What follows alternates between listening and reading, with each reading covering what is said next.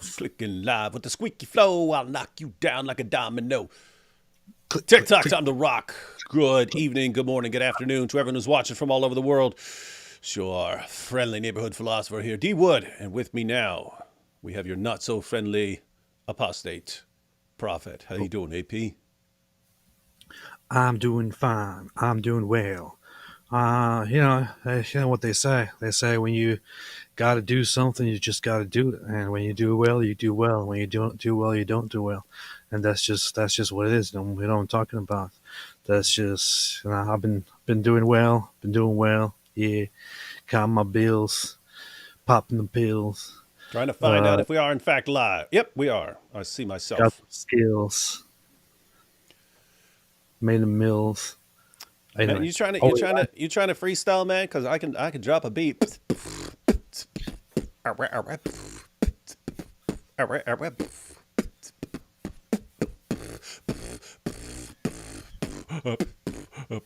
That was way before your time, man. Beast. You don't remember the Fat Boys? That Buff from the guy was morbidly obese, but he went by the name Buff, Oh, and he would go like that. Pretty dope. Anyway, big. hey, Anyway, so we're talking about this. You familiar with these guys? who? You got this one guy. His name is Mosab Hassan Yousef. Familiar with this guy? Oh, he's that's the guy who chose the cow, right? Oh yeah. He said he chose the cow.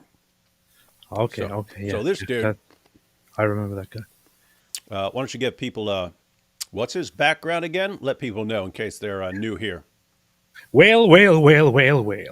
Mosab Hassan Yousef is an interesting, a very, very interesting person indeed. From he's actually from the West Bank, also called Judea and Samaria.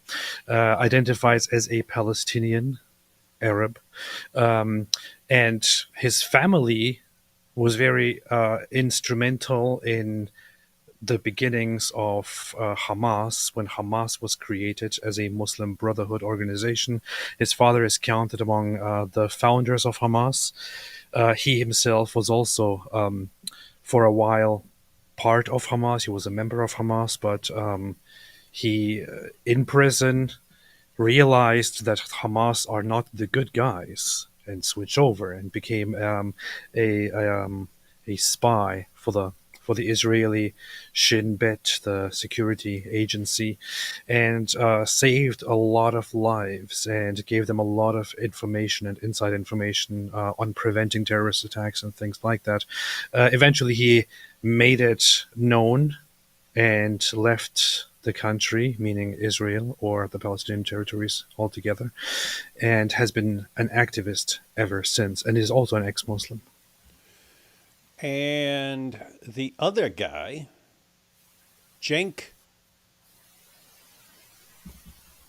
Uygur. does he pronounce it Uygur? How's he pronounce it? It should be Uyghur. That's just the right way. It's Uyghur. Uyghur. It's not I Yuga. always hear Uyghur. I always hear Uyghur. Uyghur. When you're talking about the Uyghur. Uyghurs being genocided in China, you always hear Uyghur. You're saying Uyghur. you're saying it's actually Uyghur. No, Uyghur. Uyghur. Like that. Uyghur. That's how Okay. it is. Yeah, you're gonna have to you're gonna have to give me a tutorial on that one. Um, but so is this guy Turkish? Yes. That would kind of tell us everything we need to know about him, right? Of course. Of course. There's You nothing see it else. once again, whenever you see a Turk, I, is there really any exception to the rule at all? Whenever you see a Turk, it's complete disappointment, complete whatever it is, any bad quality that you can think of, just added to that. You know? Um, it's weird. They called themselves the Young Turks. Weren't those people who were like involved in genocide back in the day? Weren't they called the Young Turks? Wasn't that like a Yeah, the Young Turks were actually an organization that took over the Ottoman Empire when it was at the decline. were they communists or And something? Were they commies? Because I know there was no, they were I know there was communism working its way in there at some point.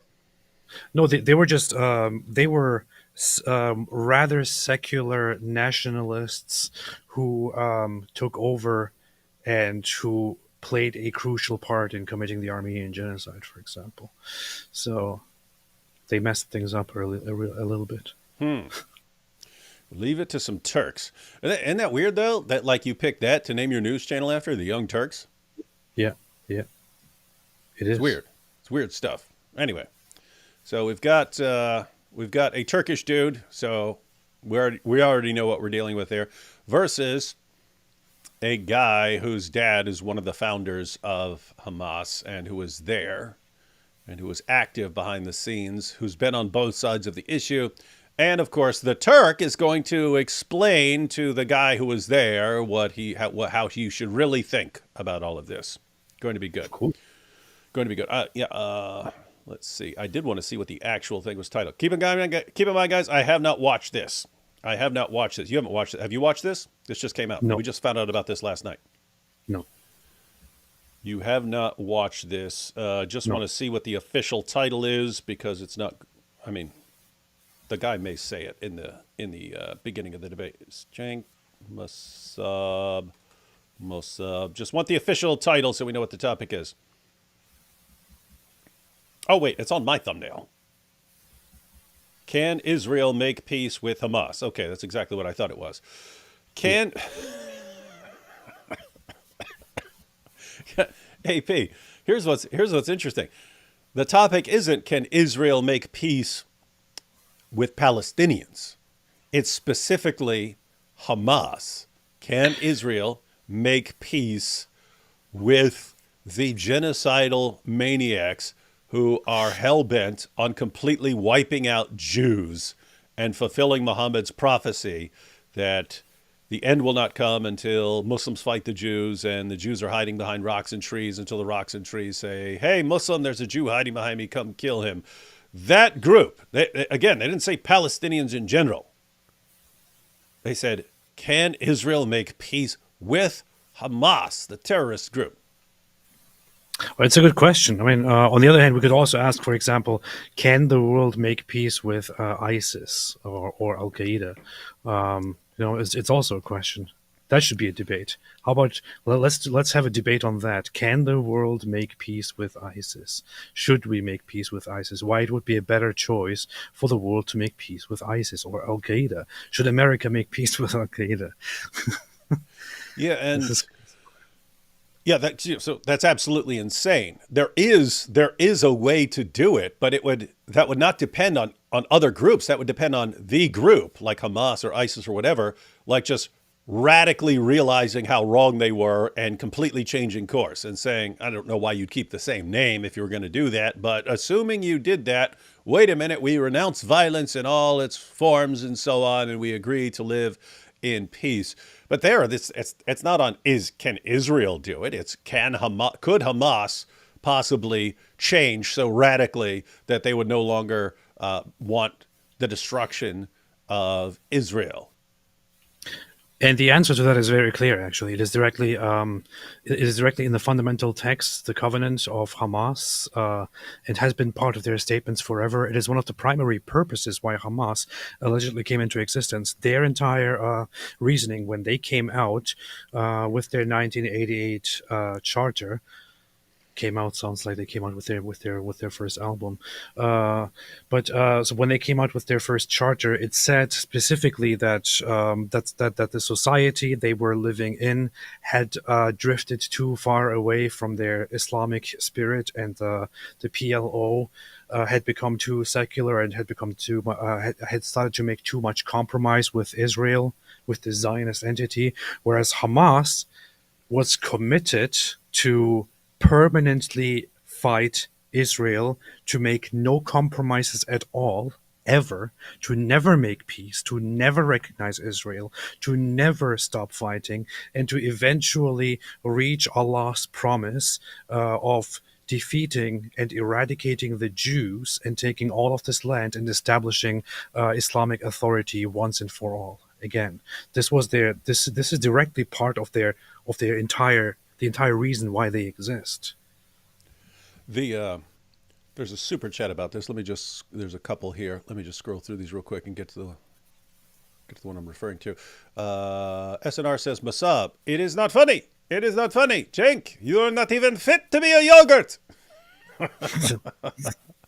Um, if he said something like that, that would be the most hilarious thing ever. But I think this is just a parody of when he told that woman that. And people didn't understand because the clip circulated of him saying, you're not even fit to be a mother. When the reasoning was if she thinks it's okay to for Hamas to attack children and so on as a defensive measure, you're not even fit to be a mother if you think it's okay to go around targeting babies and so on. Anyway, it would be funny if he said, you're not even fit to be a yogurt. That would be like mic drop, end of debate. Cenk would never recover. Did you see Britain has its first communist leader? Oh yes, totally. No, is this just pointing out that the guy acts like a communist? I mean, it's a socialist. It's a socialist government, and yeah, it's not looking good. The only good thing going for the British right now is lots of people are exposing it. In other words, Britain's becoming kind of a laughing stock for their totalitarian crackdown on anyone who disagrees with what they're doing. So keep up the pressure. That is kind of the people of Great Britain objecting. That's massively important, and all the support they can get from around the world. As far as, my goodness, can you imagine? It's one of the greatest countries in the world now, turning into a simultaneously Sharia-compliant hellhole and a place with just massive crackdown on. And I mean, they're showing up and arresting people over things they posted on Facebook and so on. It's insane. Yeah. And the thing is, people have learned to comply. There was today a report that the riots have stopped after explicit statements that they could lead to 10 years imprisonment or something like that.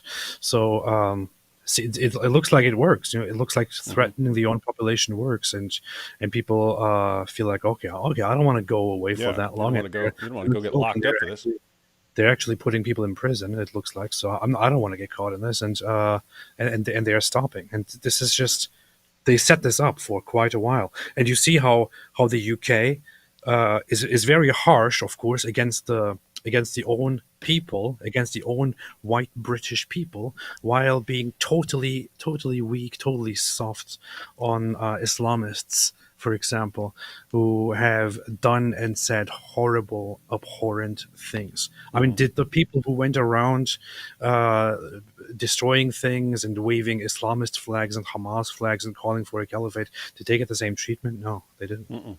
No, there were even I even saw a video clip where a guy, because there were two groups. There were the guys protesting against the I guess the unfiltered immigration and so on, and then there was the pro-Palestine group. The guy just walked up and showed, look, over on one side they're surrounded by officers in full riot gear, waiting to pounce, and he goes to the other side, and it's not. There's some police officers there and stuff, but they're not there in riot gear. They're not looking intimidating. They're looking quite friendly. So just showing. It is what you guys hear about two-tier policing. Absolutely correct. You see it over and over and over again. And it is so insanely messed up that you could actually have someone like Ali Dawa saying, oh, we can't wait till we get the power so we can chop the heads off of all the apostates. And if you say on Facebook, hey, someone needs to stand against this because these guys are talking about chopping people's heads off, they can actually show up 5 deep and arrest you for objecting, for saying someone should stand against this. It makes sense. This is how it's supposed to function. Pretty well stuff. Anyway, here's the comment I wanted to talk about on this debate. Mr. Mugg says, hey there, I was pretty offended by the fact that the title didn't say, can Hamas make peace with Israel, as if Israel is the aggressor. Agree? Yeah, that's something that stood out to me as well. It's, can Israel make peace with Hamas? Not can Hamas make peace with Israel? Because, I mean, who would the bulk of this be on? If one side, if one of the sides needed to become peaceful, it would be Hamas. Because guess what? If Hamas became peaceful, there goes the dispute. There still might be some issues of you got to hand over those guys who committed these terrorist attacks. You got to do that. These guys have to come and face justice. There might be something like that.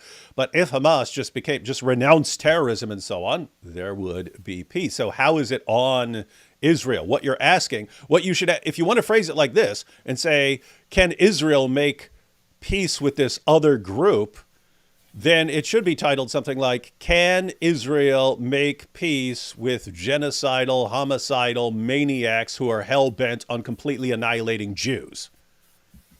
Yeah. But there the answer would be no. It would be clear no, right? You can't. If their organization is hell-bent on annihilating Jews, no, Israel cannot make peace with them. There's this phrase which is often attributed to Netanyahu, which is if the Arabs put their weapons down, there would be no more Israel. If Israel put their weapons down, there would be peace or something. That's true. Did I just say it right? Wait, did you say repeat what you just said? We've heard that 1,000 times. Wait. Repeat what you just said. If the Arabs put their weapons down, there would be no more Israel. No. Okay, yeah. Opposite. If the Arabs put their weapons down, there would be if Israel put its weapons down, there would be no more Israel. Yes, exactly. Palestinians put their weapons down, there would be peace. What exactly happened in my brain just now? Wow, I don't know. That's funny. Because I was exactly. I wasn't exactly listening very closely because I knew what you were saying, and I've heard that a 1,000 times. So same.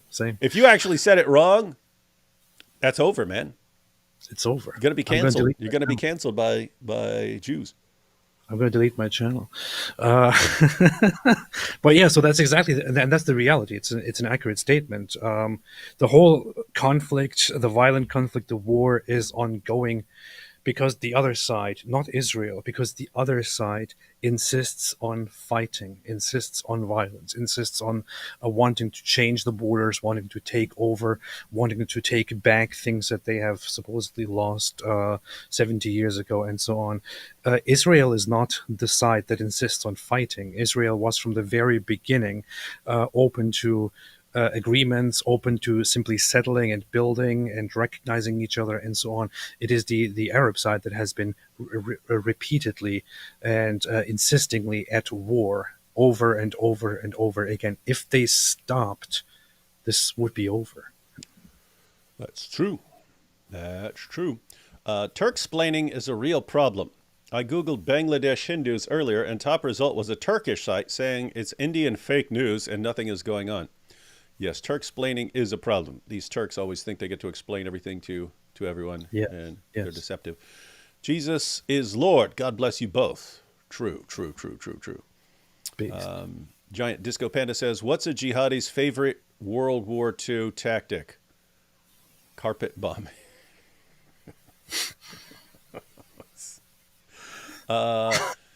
Love your work. I had to take a break from your guys' content. It's just too much negativity. How does it feel like to warn people for years, but they still don't listen? Is there any way you can get a debate hosted by a big podcast channel like PM or JP? So who's PM?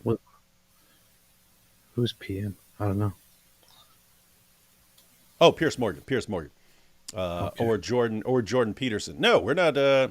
I mean, people challenge us to debate, and we debate and so on. But generally on these channels, they try to go for people. I don't know. They try to go with famous people who are trending and so on. As far as the negativity and warning people for years and they still don't listen, that sucks. It sucks. I mean, you're trying to help people and trying to alert people to dangers that are going to be a massive threat to their future generations and so on. And people will hate you because of it.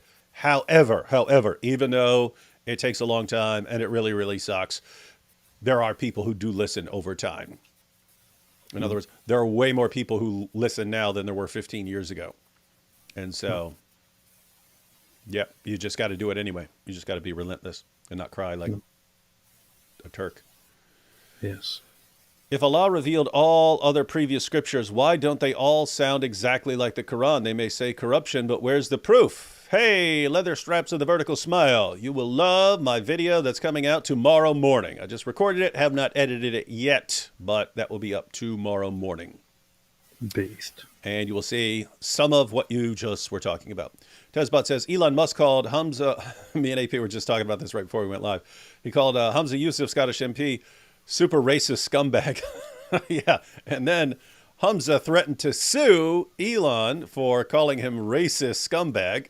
And Elon said, go ahead, ha, ha, ha, dare you to sue me. You're racist. And as racist as you are from your public speeches, we know that Discovery would show that you're even worse behind the scenes. So I anticipate that guy backing down real quick. I assure you, whatever else happens, Elon will be able to hire some very, very excellent lawyers.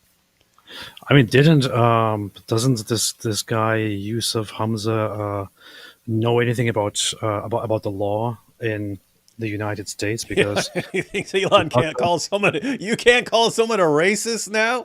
When you watch this guy's talks and he's like, white people, white people, white people, this, white people, that, white people. And Elon's like, you racist. And he's like, what? I'll sue you. Yeah, you better learn the law over here. Elon can call you a racist all day long. Suing an American for such a thing is not going to get you anywhere. Bro. Yeah, all we do literally all day, every day in America is call each other racists. That's what happens. You can't just, now we're gonna start suing each other over that. Come on. Mish here says, all Britons worship Elon as all Jews worship Ezra. Yes, they call Elon all Britons. And the Britons say Elon is the son of Allah. Joshua says, I want to contrast Leviticus 18:23 prohibiting animal-human relations. I can't find Islamic sources in English that allow it. That allow animal relations. I can think of one in Abu Dawood. It's probably weak, but you have condemnations of it in the Muslim sources. Search on Answering Islam. I remember an article on that discussing it a long time ago. Stephen here says, it's like asking if the sun can set in the east. What's that? What's your problem with animal-human relationships, man? I don't know. I wanted to kind of zoom through that comment because it sounds like he's obsessed with it. Yeah, just leave people alone. Yeah, Stephen says, it's like asking if the sun can set in the east. Yeah, asking whether Israel can make peace with a terrorist group whose sole purpose is to destroy Israel. Where's the crowd video from the Ohio conference? Thaddeus recorded that. Thaddeus has not given me that footage yet. And the longer he waits to give me the footage, the more I think that he messed up the footage or something. Because I've told them I never trust footage until it's actually on my computer. Oh, no. Oh, no. Thaddeus, what's going on? We'll see. Apparently, even Matt Walsh at the Daily Wire is now criticizing Israel. It's not like Israel's perfect. Obviously, they can be criticized. They can be criticized by other nations. The problem is it artificially creates public moral equivalence with Hamas. Who is Matt Walsh anyway? Your hero. That's who. I don't want to be that guy, but I just want to leave it alone. Want to leave it alone. I don't think that he is a very, very great person on terms of... Why would you instantly go and think, oh, I have to attack this dude? Because I never liked him, and I also pointed that out in the past. The guy has a different appeal for different reasons, because he addresses interesting talking points in quite unique ways, like making the whole documentary about Who is a Woman. He's not specifically insightful and all that. AP hates everyone except himself. That's just what you learn over time. I love Ben Shapiro. Ben Shapiro is fantastic. As far as Matt Walsh criticizing Israel, as far as I'm concerned, you can criticize Israel. If Israel crosses a line, just like if the United States crosses a line or someone else crosses a line, you can criticize them all day long. But yeah, if this becomes like some sort of a moral equivalence, then that's gone off. Then you've gone off the deep end. These are not the same situations. One is a group that is surrounded by people who would like to destroy it and people who want to be relentless in launching terrorist attacks, bombs, all that stuff, random shootings. And that's the situation they're in. And they have to respond to it to keep their people safe. That's a rough situation to be in. Are people in that situation going to cross lines at certain points, break their own laws? And so, yes, that's going to happen. But let's not pretend that's the same thing as an actual terrorist group who wants the other side completely exterminated and obliterated, night and day, ladies and gentlemen. Look, let me read you something here from Matt Walsh directly. Oh, From here we go. Matt Walsh, and it's going to be it will be very familiar to you, Dave. Where did it go? Matt Walsh, Israel. Okay, here. I got it. Don't worry, don't panic.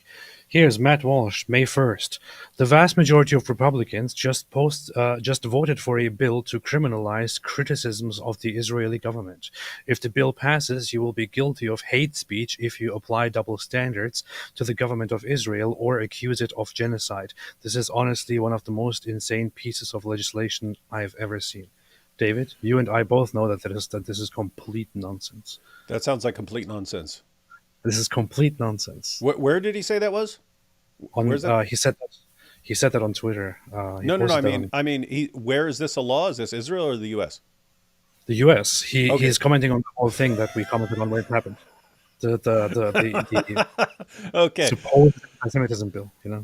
Yeah, so guys, I would have to say I have not read it, but this has all the vibes of when they were making it a law about college campuses on how you identify whether an act of discrimination is based in anti-Semitism versus not based in anti-Semitism, and they gave a list of things how you identify it, and then a bunch of these commentators went crazy. They're saying that we'll be thrown in jail if we ever criticize Jews or Israel. It's the end of free speech in America. It's like we actually read the entire bill, and there's nothing, and it specifically says nothing in this bill can be construed as interfering with a person's freedom of speech in the United States. And nothing about the bill has anything at all to do with putting people in jail or making something illegal. It's all simply about government fundings for the Department of Education, depending on whether they allow discrimination to happen under their wings or not. But Matt Walsh was also one of those people who completely misconstrued and blatantly made declarations about how Republicans approved of making it illegal to criticize Israel. 20,000 likes.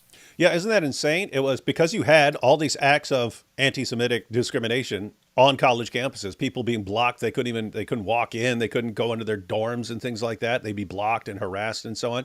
And so the issue came up. How do schools identify if this is actually because people just hate Jews or something like that, and that's why they're being targeted?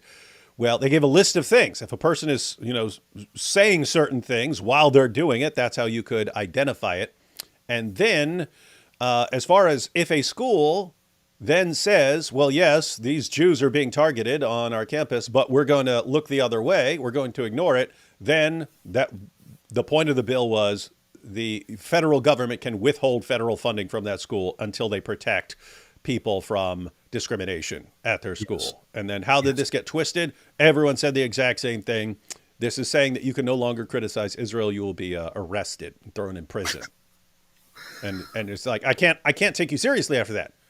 I can't take you seriously after that because it took 4 minutes to read the entire bill. It's a short little bill.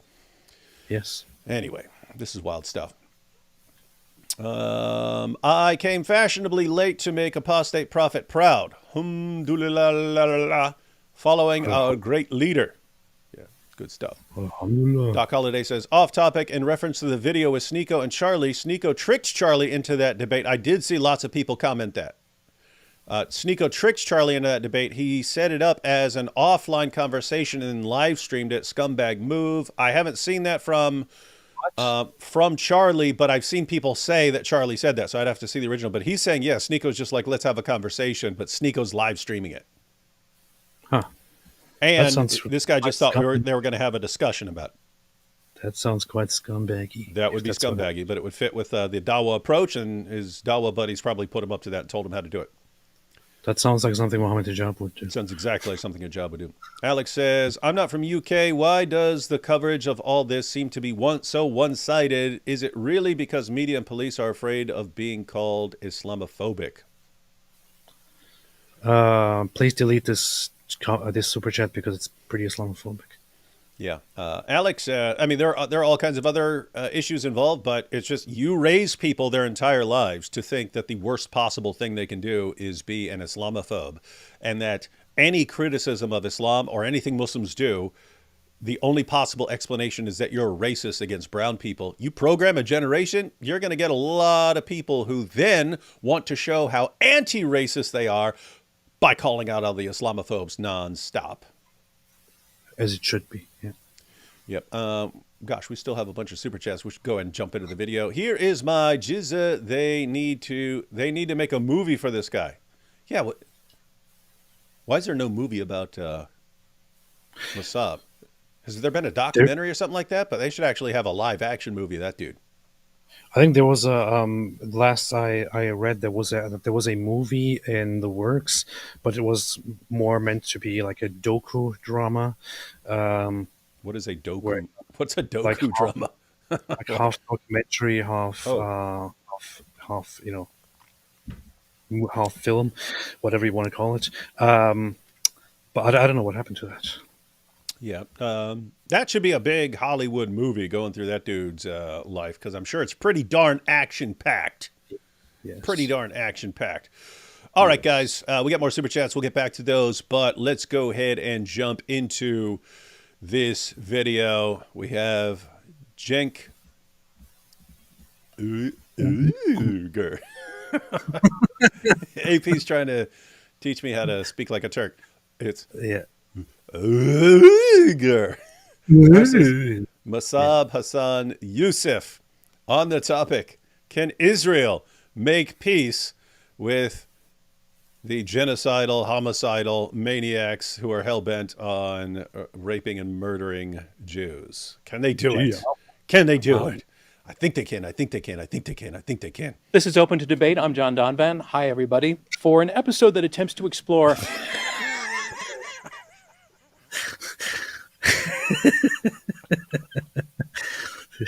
This is very open to debate. Did people catch what he just said? He said, "This is open to debate. I'm John Donvan." So it sounded like he's saying, "Who I am is open to debate." We know this is the show name, but if you didn't know that and you just heard someone say, "This is open to debate," I'm David Wood. Be like, "Wait, your identity is open to debate? What?" Hang on. This is Open to Debate. I'm John Donvan. Hi, everybody. For an episode that attempts to explore what may be possible or impossible in the quest for that elusive result known as peace in the Middle East, a phrase that especially now seems to be the very definition of hopelessness. We have Israel seeking to destroy Hamas. Cenk. We have Hamas seeking to destroy Israel. And where does it go from there? If it is not going to end in an endless and escalating war where one side utterly destroys the other. Well, you can pause it anywhere you want. What's up? Let's pause here for a second. We haven't even gotten to the debate yet. We've gotten to this guy whose identity is debatable. I think this is already a good opportunity where he says Israel wants to destroy Hamas and Hamas wants to destroy Israel. It could, from a certain perspective, look like we are talking about one side wants to destroy the other side wants to destroy the other, and these are and you could go for some kind of an equivalence there. It needs to be pointed out that Hamas is a terrorist organization whose entire existence simply is for the destruction of Israel. So the entire, it is their core foundational idea that Israel should be destroyed. It is at the very beginning of their charter that that Israel will only exist until Islam destroys it. So this is their entire goal, their entire purpose. On the other hand, Israel's goal is not anyone's destruction. Israel's goal is to preserve life for the Jewish population and all others who live in this nation. So it is one side that wants to simply uphold life and be allowed to live and be left alone, and the other side that is hell-bent on destroying and completely annihilating that side. Israel finally now has decided and said, you know what, we are done with this. We are going to take these guys out once and for all. Yeah, and think about this. So you've got Hamas, which is a terrorist group, and you've got Israel, which is a nation. And he says, Yes. one wants to destroy the other. And you pointed out, it sounds like, oh, okay, so they kind of want the same thing, but in reverse. Israel wants to destroy a terrorist group, not people in general, a terrorist group. That's specifically who they're going after. Hamas wants to destroy Israel, not just the soldiers, all of it. They want to destroy the men, women, and children. They want to do all of it. They want to completely wipe them out. So that's not the same thing. Saying, hey, you're a terrorist group whose sole objective in life is to annihilate us. Okay, we have to come after you. That's very different from you're a nation and you're Jews and we have to wipe out your entire nation. You're not talking about very, very, very, very different things, but it just sounded like the same thing. Powerful stuff, powerful stuff. How does resolution come about? It would have to involve both sides at some point deciding to stop, deciding to negotiate, deciding to compromise. And how realistic a scenario is that? In this debate, that is the question we are going to explore. And we are phrasing it around this particular question. Can Israel make peace with Hamas? Let's meet our debaters. The first one does look like they're putting it on like it's Israel's job to make peace with the other side that wants to exterminate them. I want to welcome Cenk Uygur. Cenk is the host. Of course they can. Just get a pen pal, eh? Israelis, find yourself a Hamas pen pal. And then when he sends you a package of who knows what, could be dates, could be falafel. You go ahead and open that passage. Think the best. That's what you do, eh? Of course you can make peace. Host, founder, and CEO of the Young Turks, which is one of the largest online news shows in the world. You were previously, Cenk, you were the host of MSNBC Live. You've also appeared as a commentator. He was host of MSNBC Live. That makes perfect sense. But, wow. Really? You're on CNN, ABC, NPR, Al Jazeera, and Fox. You've been a vocal advocate for ceasefire since early in the war. You're going to be answering yes, Always that been Israel a total can dork. make peace with Hamas. Thanks so much for joining us on Open to Debate. Thank you. And I want to welcome on the other side, answering no to that Why question. are we watching Mosab, these Hassan, intros? Yousef. We already introduced these guys Mosab, ourselves. you are the son of a Hamas co-founder. You grew up surrounded by the forces and the politics of Hamas before you started working with Israeli intelligence to help bring the organization down. Mosab, you are also the author of the New York Times bestseller, Son of Hamas, as well as the newly published memoir, From Hamas to America. Thanks so much for... Oh, he's got a new one. From Hamas to America. Huh. He just published that, I think, yeah. I did not know that. One second.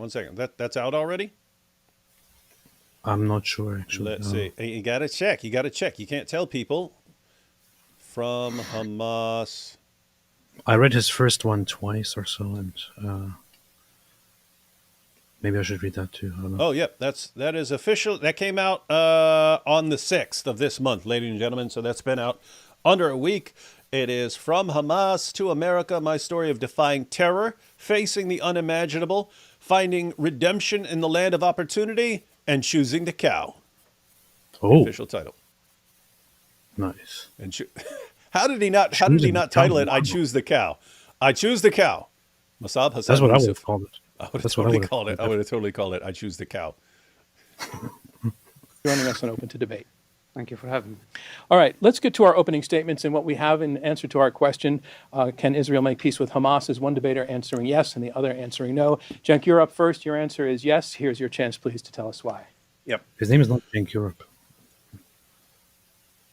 This Continue. entire thing, huh? This can't be too long. Their opening statements can't be terribly long because They can be. because the whole thing is like only an hour, the whole discussion. Oh, okay. Looks like he has maybe 4 minutes. Oh, okay, that's not bad. So we can get Cenk's 4 minute. Looks Your like they have answer 4 is to yes. 5 minute Here's opening your statements. chance, please, to tell us why. Yep. So can Israel make peace with Hamas? Of course. That's who you make peace with, your It's enemies, easy. not your allies. Yeah, your enemies. This is actually pretty elementary. No matter how bad the enemy is, Of course they can make peace. This is pretty elementary. Yeah, it's so easy. It's so easy. These guys want to completely exterminate you. Of course you could just make peace. Just extend the olive branch. Write a letter. Get a pen pal. This is Jordan Peterson from 2 years ago level of I don't think Jordan has these same delusions anymore. This is such lowbrow logic. It's like, yes, you make peace with your enemies, yes. And when do you make peace with your enemies? If your enemies are people that you happen to be fighting with right now because you had a dispute, but otherwise you can totally come to an agreement, right? Let's say, for example, let's say Israel and Egypt had a dispute over something at the border, and they started fighting, became enemies. Eventually, yes, you could say these two are enemies that could come together and make peace. And guess what? That's exactly what happened. They made peace because they thought, our existence is not our existence. We have nothing against your existence. You have nothing against our existence. I think we should stop fighting. Let's come to an agreement. Let's make peace. This is what happened. You can't make peace with an entity whose entire existence is about annihilating you. Israel cannot do that. Yeah, so what you'd have to say here is he needs to clarify there are different levels of enemies here and different kinds of enemies. Yes, you can make peace with an enemy. That's happened numerous times in history, numerous times in people's lives. Can you make peace with an enemy that is absolutely obsessed with exterminating you while they're still obsessed with exterminating you? No. In other words, it would be stupid if you said, hey, let's come to a peace agreement with these guys so they can regroup and come annihilate us. Okay, that would be stupid and insane, which is probably why Cenk here believes it's the great thing to do. Cenk should stick to eating and stop talking about politics. Should stick to turkey. At some point, if you want to get to peace, and that's a big if, then you're going to have to do it with your enemies and not allies. So if Israel wants to do a peace deal with Norway, that's not really going to help them. They can get there pretty quickly, but that's not the issue at hand. They're fighting Hamas. That's who they have to negotiate with. We will never have peace with Norway. Never have peace with Norway. We will never back down from Norway. Those stupid Vikings. Anyway. That's who they have to get to an agreement with. Oh my goodness, I had no idea. Profound. What an idiot. The United States doesn't need to make peace with Norway. You got to make peace with people who are your enemies. That's true. That is more relevant. It's similar to the parallel when people are talking about freedom of speech and saying it's not a huge issue for you when people are saying something you agree with.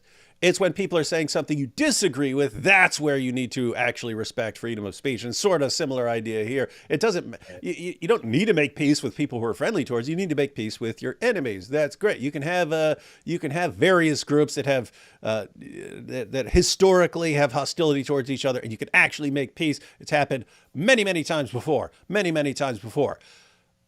That doesn't happen when one group will not renounce its obsession with completely exterminating the other side. Show me where that works. Show me where that one works, Cenk. Yes. Don't think you will. And sometimes when you reject out of hand any discussions at all, under the rubric of we don't talk to evil, it turns into a disaster. Why? We know it already happened. Dick Cheney said that after 9/11 and our invasion of Iraq, Iran actually offered to completely eradicate their uranium program and wanted to get to the negotiating table with us. And they had a terrific offer, according to the reporting at the time from mainstream media news sources. And we didn't even get to find. I'm going to say something. Cenk Uygur, I can bet to you. I can place a bet on this, right? I'm ready to place a bet of, I don't know, whatever it is, anything that I own. If I had a conversation with him to ask him some basic questions about the history of this conflict, I'm sure that he would have. I'm sure that he has no idea what he's talking about. He does not understand this conflict. He doesn't understand the history of it. He doesn't understand. He doesn't understand the basic principles that Hamas supposedly stands for, and the efforts that Israel has made. Look, he's making it look like Israel is this big state that is like, oh, Hamas are terrorists, and we will not negotiate with terrorists ever because we are a We are a powerful state. Therefore, there will be no peace between us and those savages. He thinks he makes it look like that is what is going on. That's not what's happening. Israel actually, in the early years of Hamas, actually tried to approach Hamas. Yes, Israel actually tried to approach Hamas as an alternative to figure out whether they could, whether they could have talks with this organization in order to find an alternative and a peaceful future solution, because things weren't working out after decades with the PLO, with the secular Palestinian Liberation Organization. It didn't work out. Hamas turned into a completely messed up, absolutely bloodthirsty organization that is worse than anything the PLO has ever been. Despite that, Israel still, due to global pressure, endured the existence of Israel, and even knowing that Israel has a lot of influence and knowing that Hamas has a lot of influence and a lot of power, allowed them to build autonomy in Gaza. The Gazans then elected Hamas. Hamas took over. And this happened after Israel pulled out of there and allowed them to show what they can do, right? Hamas took over and then immediately declared, we are the sole rulers. No one else is accepted. We will have no negotiations with Israel, no peace with Israel, no recognition with Israel. We will fight until this entire land is ours and until we fulfill the promise Allah made to us. That is what Hamas said, not what Israel said. So it is Hamas that is actually saying Israel is evil and there will be no peace until all of this land belongs to us. It is not Israel saying that. And under these circumstances, there is no way that Israel can even think of having peace with this organization, with these savages, these barbarians, these animals. It's pretty racist. Pretty racist there. So, yeah. I just thought of how I could remember how to pronounce his last name. It's Cenk. Brother, Uygur. Is that close enough? If I call him Cenk, Uygur. Brother, Uygur. That's it. Does that work? All right. Yeah. So the example that he just used there, that's another example where it's entirely debatable. If the general principle he's making, that if you're talking about making peace, where that's most relevant is whether you're making peace with an enemy. You can agree with that entirely. You have to distinguish different kinds of enemies. And the example he gives is Iran, and people saying, no, we're not negotiating with Iran. Well, why might they think that? Why might they think that Iran is the kind of enemy you don't negotiate with? It might have something to do with all the death to America, death to America, death to America, and running around screaming constantly that America is the great Satan and Israel's the little Satan and they need to be exterminated and wiped out. And then, like, these guys are behind terrorist attacks around the world trying to bring that about. Do you negotiate with these guys when they say, hey, if you don't want us building nuclear bombs, send us piles and piles of billions and billions of dollars, and we won't build nuclear bombs for a while. So you fund our terrorist projects and us on our crackdowns, and we'll agree not to make nuclear bombs. Do you negotiate with that? You could. People have done it. If it were me, I wouldn't. I would say, one, I'm not sending you a freaking dime because I know what you use it for, you terrorist. You're obsessed with annihilating us. Let me just say, though, the second we even think you're building a nuclear bomb, we're gonna bomb the crap out of wherever that is. We're just gonna bomb it. So those are the terms of our agreement. We're not negotiating, and we're definitely not sending you money. I'd be something along those lines. But the idea is that you would treat them, because of their hostility towards you, you would treat them differently from some other enemy that may not quite be that hostile towards you. But Israel's dealing with a group. Israel has made, as AP pointed out, Israel has made peace with their enemies before, and it's ongoing. That's ongoing. You can't make peace with a group that's primary objective is to exterminate you. Yes. Until they renounced that. But then they would just dissolve their group. So Precisely. it wouldn't be relevant anymore. All right, back Precisely. to Cenk and his profound thoughts, his deep thoughts. That's what it was. Deep thoughts with Turkish guy.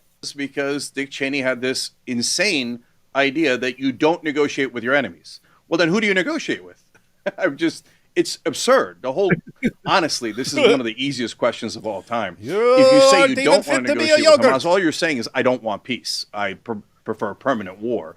So when you think about the insanity here. If Israel doesn't make peace with Hamas, then it's because they just want war all the time. That's on them. The idea from a different perspective, and you say, well, okay, some things are so evil and terrible, and Hamas is, there we go. You can't possibly negotiate with it. Well, under that same rubric and logic, you could certainly argue that you shouldn't negotiate with Israel. They've killed 35 times the number of civilians. Hang on. I smell a rat here. What a scumbag. Evil and terrible, and Hamas is, that you can't possibly negotiate with it. Well, under that same rubric and logic, you could certainly argue that you shouldn't negotiate with Israel. They've killed 35 times the number of civilians that Hamas did in this conflict. Imagine if Hamas had killed 35 times the number of civilians Israel did.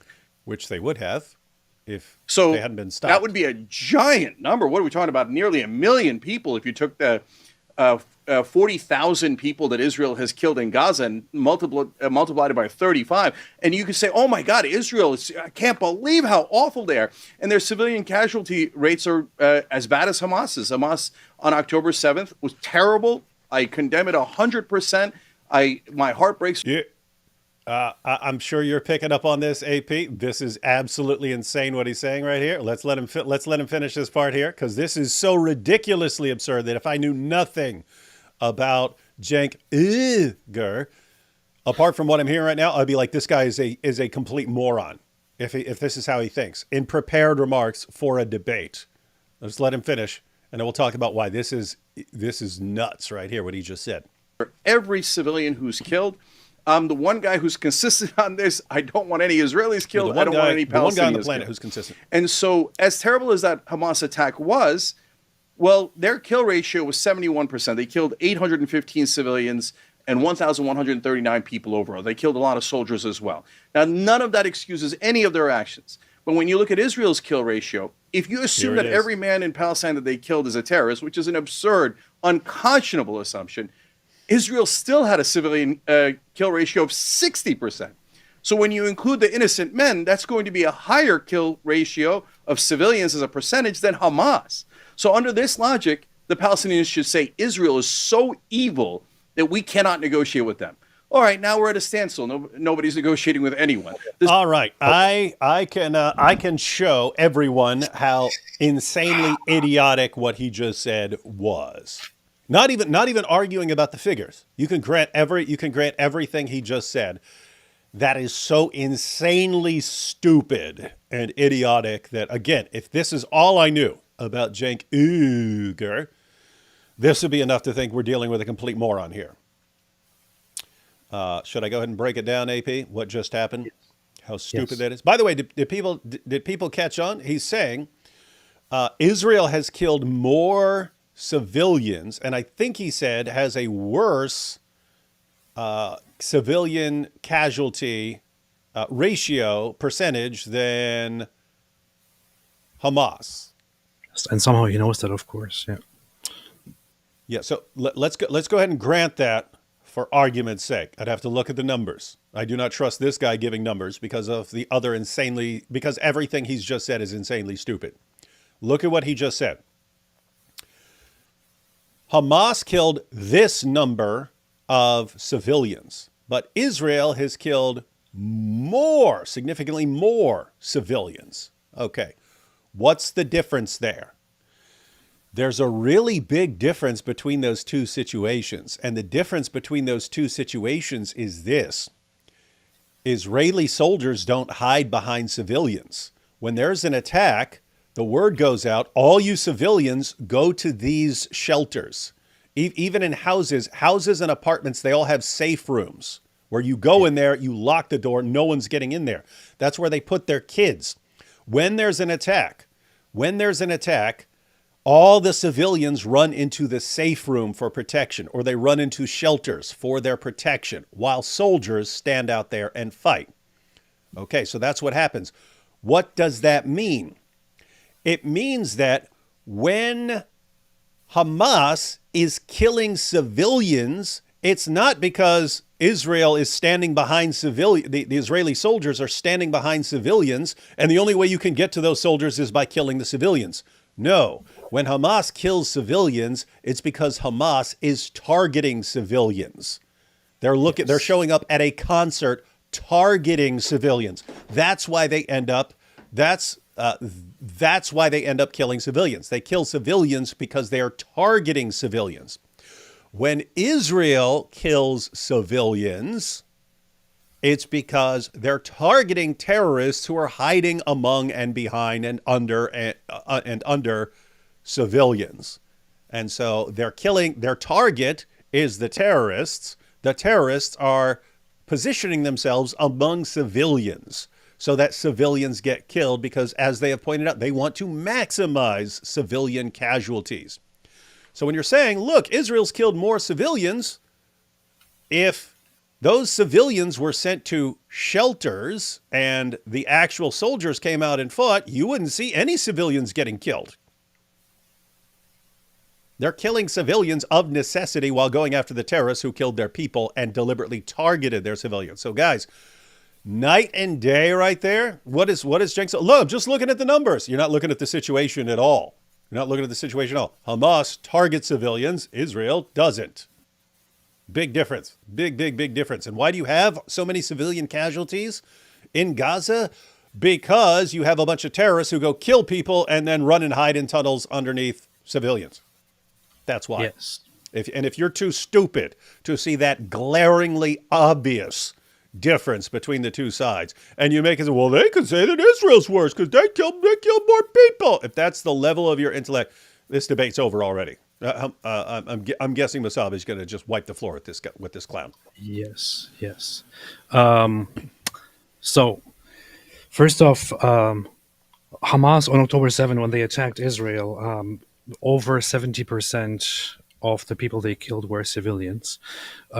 Secondly, when Hamas attacked Israel, this wasn't Hamas just trying to target Israeli security forces and then and then also incurring civilian casualties. They directly descended into the civilian population, went to homes, started shooting into homes, killing civilians on site, landed at a festival site where they killed over 300 people and captured many others and took them as hostages. They directly went after, aimed at, and shot civilians who by no means could be mistaken as combatants or as soldiers or security forces, whatever it is. So they directly went for the civilians, had them face to face, and even at gunpoint executed civilians, of which we have camera footage. Show me one such thing show me one incident where Israeli forces have done such a thing. There is no such thing at all. It is Hamas that is a terrorist organization that attacked with the aim of killing and capturing as many civilians as possible, as also expressed and admitted by captured Hamas terrorist cowards. There was mass rape, of course, and if in response to this attack on October 7, Israel acted exactly as Hamas acted in their targeting on October 7, Israel would have by now carpet bombed the Gaza Strip and indiscriminately killed not 30,000, not 40,000, not 50,000, over 100,000 probably, if not much more of the population. They would have killed every single person that they could see, because that is what Hamas did.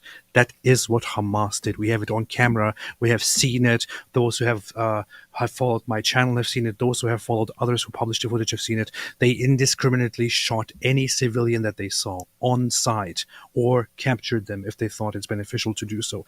Israel has been, from the very beginning of this conflict, first off, they gave a grace period, warned everyone to leave certain regions, put effort into establishing safe zones, created safe corridors. Now, you could, of course, argue, you could say, you know what, there are instances where the IDF actually shot innocent civilians who were trying to escape. First off, BS, but even if that were true, let's grant it, and let's say there were actually some rogue Israeli Defense Force personnel who actually did shoot at civilians who were fleeing.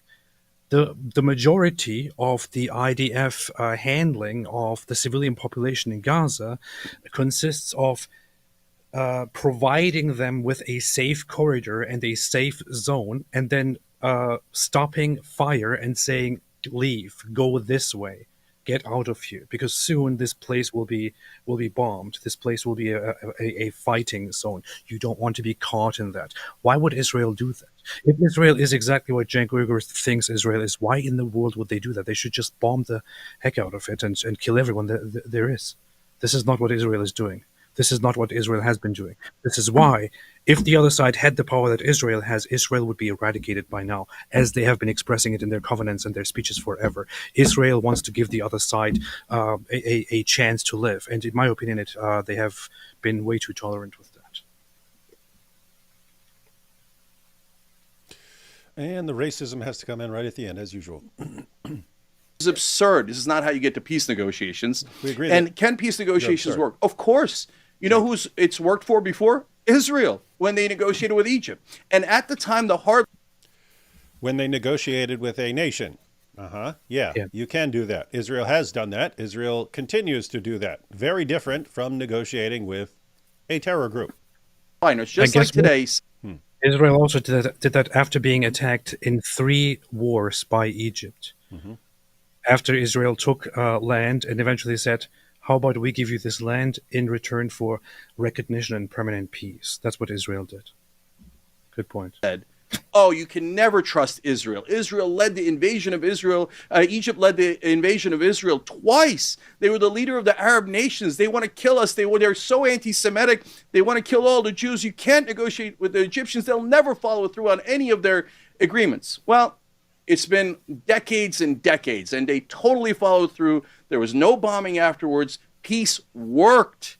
It's actually very elementary. You make peace with your enemies and then see if it holds. That is what has been done every single time. It's absurd to think otherwise. Thank you, Cenk. Israel, now, Mosab. You mean Israel insisted on having peace and on having peace agreements and having mutual recognition? Israel said, we want to do this 3 times. And when the other side finally agreed, it turned out, yes, it works. Israel actually wants peace and has been complying with that ever since. Yes, Cenk Uygur. Yes, thanks. Wait, AP. So if you have a group that's a nation, whatever, that's attacking Israel, and that group finally says, you know what, we don't want to continue this forever, let's make peace, you're saying Israel will make peace with them. Yeah. Okay. So if you have Hamas, which is, as far as I can tell, still hell-bent on completely obliterating Israel, should they treat Hamas the same way, in the sense that they should say, oh, let's make peace with this group that still wants to exterminate us, just like we did with Egypt when Egypt decided that they don't want to exterminate us. Those are the two. It's the same situation, according to Cenk. It worked over here. Hey, it worked when your enemy wanted to make peace. Why can't it work when your enemy wants to annihilate you? That's his reasoning. Imagine you live in a neighborhood where you have one neighbor that you don't have any history with, you don't have any beef with, you don't have any existential problem with, but you have a dispute with them, and they repeatedly attack you.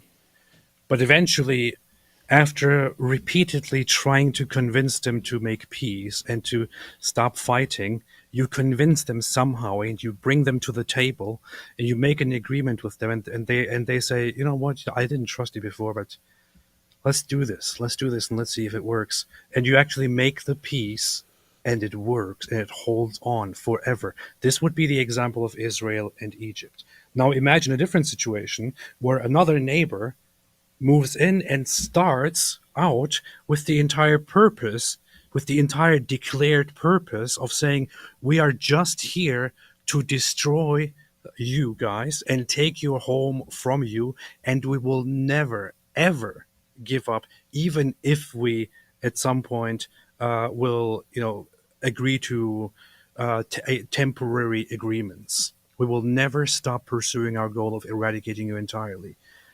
Can you really do that same thing with that neighbor? Can you really say, well, you know what, guys? We had our differences in the past. How about we just sit down and make peace? No, you can't do that. You cannot do that. You shouldn't do that. If you did that, if you actually went and made peace with that group, in this case, if Israel actually made peace with Hamas, Israel would be stupid. If it was my country, and this nation, this state was in charge of protecting my nation and my security, they would be betraying me and being stupid in sacrificing all of our lives by trying to make peace with this organization whose whole purpose is to come and kill all of us. This is ridiculous. This shouldn't even be a conversation. Cenk seems to have this recurring problem where this is like this, and it's not like that at all. Making peace with Hamas is like making peace with you. He just keeps doing the same thing over and over. It worked over here. Why can't it work over in this completely different situation? Kind of lame.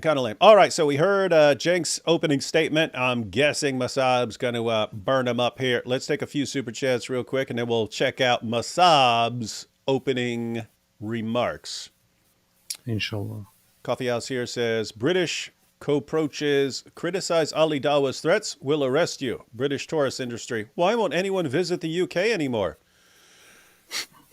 That is going to be a problem. I don't know if you were paying attention, AP, but tourism for the Paris Olympics was way down from what they thought it was going to be. And the reason was people knew that that place is a target for terrorist attacks. So not a lot of people wanted to go to the Olympics. And I saw people posting photographs of just like completely empty roads and cafes in the middle of Paris and so on, because people aren't showing up. So anyway, not as many people wanted to go attend the Olympics as anticipated, but also ordinarily during the summertime, tourism is booming in Paris, and it wasn't because the people who would ordinarily go there as tourists in the summer didn't want to go there because the Olympics is going on and it's a target for terrorists. And so it was just way down. But guess what? So what's happening? The tourism industry is being massively impacted by jihad. People don't feel like that's a good place to go anymore.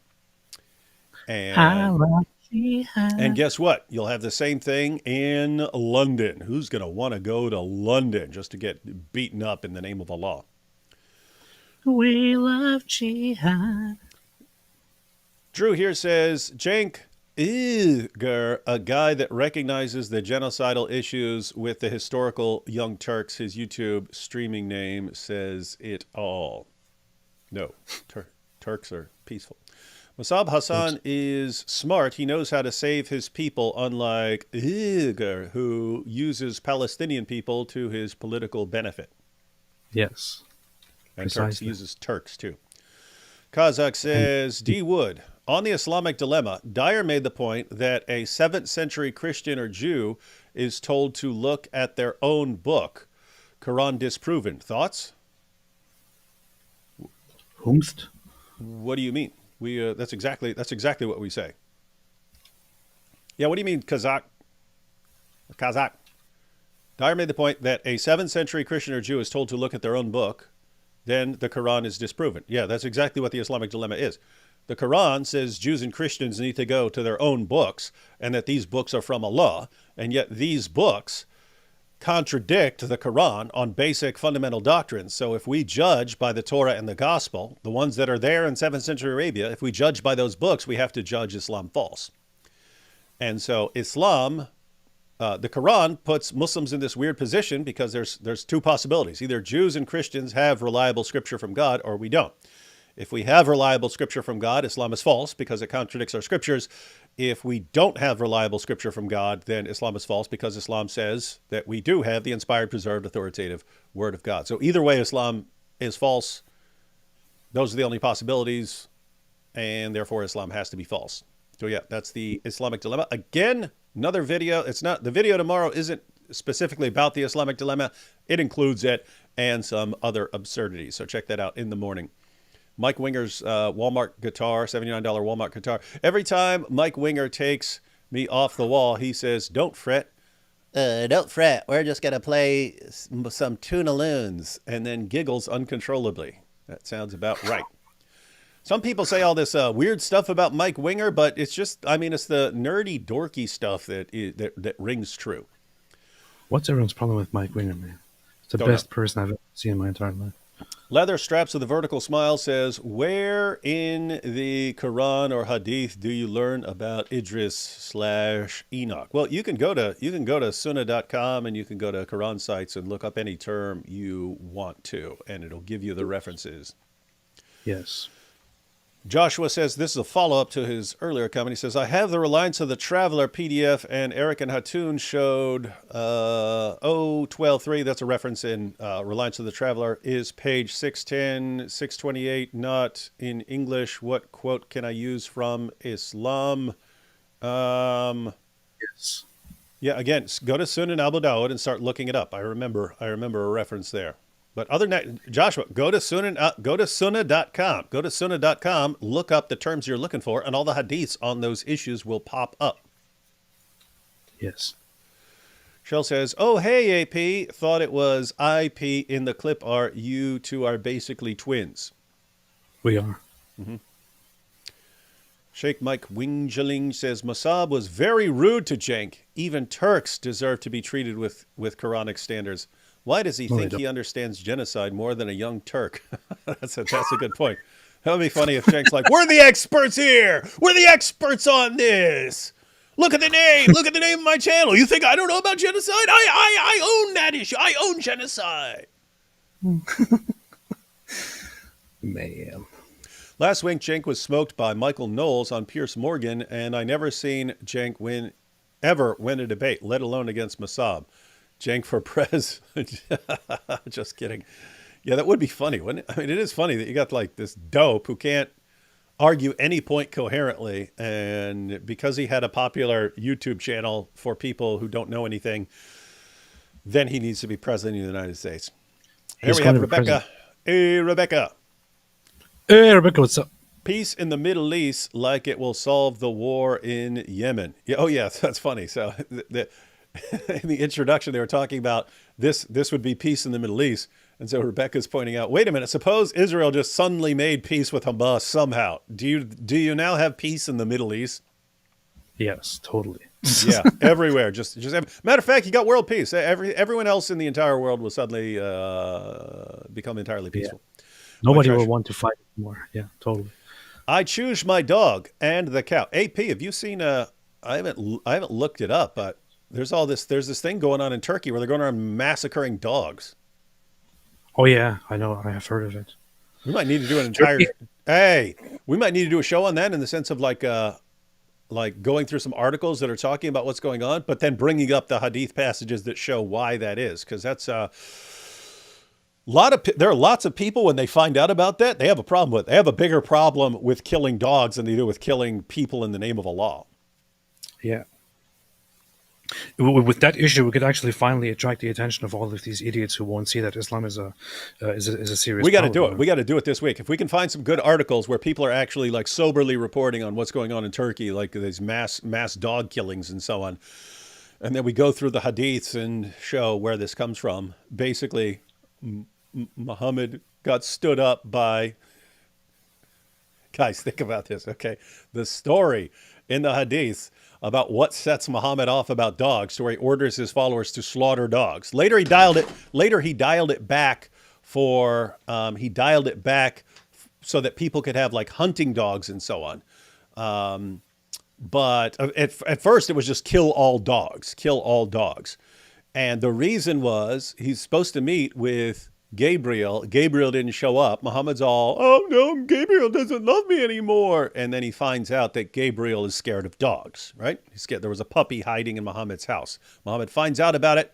Hey, Mortal Wombat gifted 5 Apologetics Roadshow memberships. Thank you very much. So Muhammad finds out that Gabriel stood him up because he's worried about dogs. And so he orders all dogs to be slaughtered in the name of Allah. Now, here's what's weird. Gabriel, some believe, was actually Muhammad's companion, Dihya al-Kalbi, who was his boyfriend. Now, Dihya al-Kalbi means Dihya the dog.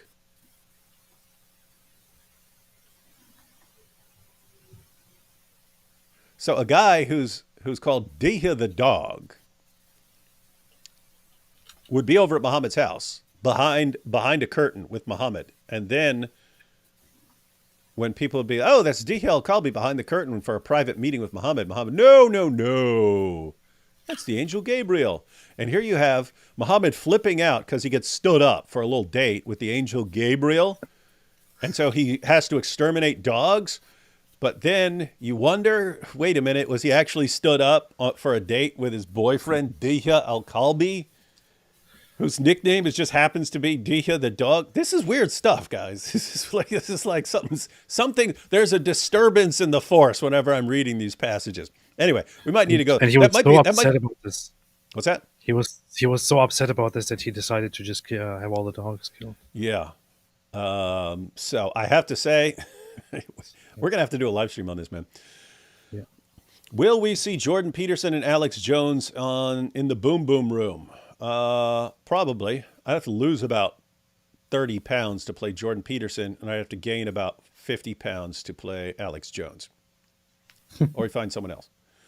Snudgewick says, Keir Starmer is an atheist and holds to Trotskyism. So this is as far as a communist leader. So Keir Starmer is an atheist. That should have been enough to warn you there. And holds to Trotskyism.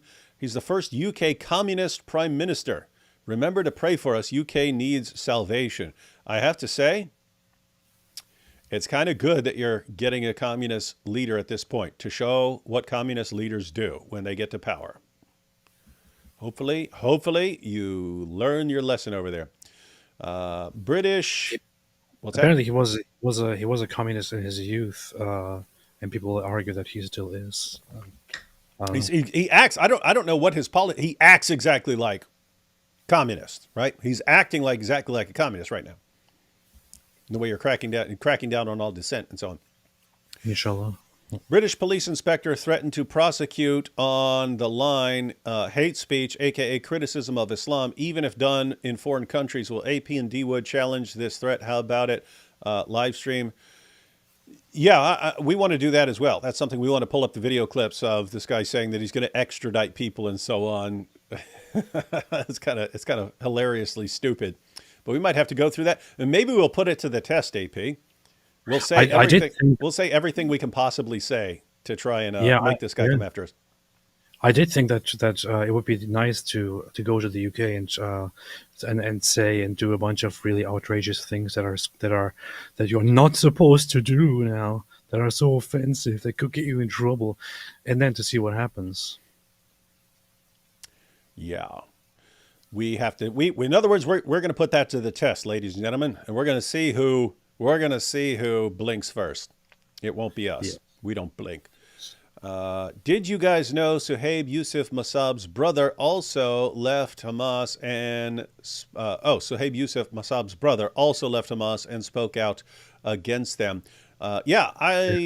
I didn't know that, or I've forgotten about it, but as soon as you posted that, I looked it up, and I saw stuff from his brother in 2019. I don't know what he's doing now, but the articles that popped up were from 2019. That's gotta suck, man. Two of your boys just renounce your ways. Buddy with terrorism, and you enjoy 2 boys. They leave and they speak out against it. Yeah, can only hope that a bunch of other young guys who are raised up in this actually are like, nah, you know what? These brothers are right. Who is going to be the first to bring a bag of frozen peas to Momo upon visiting his boom boom room in order to make peas? Peas be upon you. We'll do that. Remind me when we're recording, Matthew. We'll have someone bring a bag of peas and then dump them on Muhammad and say, "Peas be upon you." I thought everyone says, "Peace be upon you." That'd be good. Cam says, like saying Jews making peace with Nazis, Cenk needs a Jewish pen pal, but I bet you are secret pen pal with a job kissing him all over like Muhammad. Yeah, he probably is. Knows too much says, later dishonest yogurt falsely compares Turks occupying the people in the vast Ottoman Empire to Jews occupying their own tiny homeland in Israel. He probably will do something like that. This guy's just insufferable, man. Hey, look at what we got here. Cenk, Uygur. Cenk, Uygur. David Wood is as flimsy as paper. AP is as foul as a poop. That does sound like his powerful reasoning. White Trash Panda says, to call chunk yogurt as dumb as a box of rocks would be an insult to boxes of rocks. I have to say, I've never seen him say... And I'm saying this because we just watched Charlie, who apparently didn't know he was debating, didn't even know he was being streamed, thought it was a private discussion. Again, that's just what I heard. I didn't hear that from him. That people are saying that he said that about his discussion. But even then, even while we're watching that, you'll recall I kept saying, okay, he's actually making a good point here. Even though Sneeko's like mopping the floor with him because Sneeko came prepared and this guy didn't. I'm still pointing out, wait a minute, he's making a good point there. Wait a minute, this is a valid point. So you can say someone's getting crushed and they're making important points along the way. I don't recall ever thinking, wow, Cenk just made a good point. Not once. I don't think he knows how to make a good. I don't think he has any good points. I don't think it's possible for him to make a good point. It's genetic. The guy is just completely bad. He's not good. I'll say that. It's Hamas's belief. It's what Allah tells them to do. If you ask Hamas if they're wrong, they wouldn't see that they're doing anything wrong. That's the problem. How do you say, hey, you guys need to make peace when you view it as your mission from God to exterminate this other group at all costs? Like, what do you do? How do you negotiate with them? You're not negotiating them off that belief. That's the point. You're not negotiating out of their belief that their purpose, their reason for being is to destroy Jews. Yes. In other words, you have to get them to realize that Islam is false because they know what Islam teaches. There are lots of Muslims who don't know what Islam teaches and who are glad to reinterpret those things and so on. Hamas isn't. Mosab correctly understands there's no Palestinians, only holders of the genocidal Palestinist ideology, but Arabs is not an ethnos either. What does he call them? Did he say there are no Palestinians? Does he call them Arabs? I think he does say Palestinian Arabs, but he also points out that he uses it to describe these people. He says, I am Palestine. But what is so-called Palestine? So-called Palestine. What is Palestine? He says. And he argues that this is just a fake, made-up identity. So, yeah. All right, so we'll continue with Super Chats here in a few. We want to get back to this to see Mosab's opening statement. I predict it's going to be better than Cenk's. What?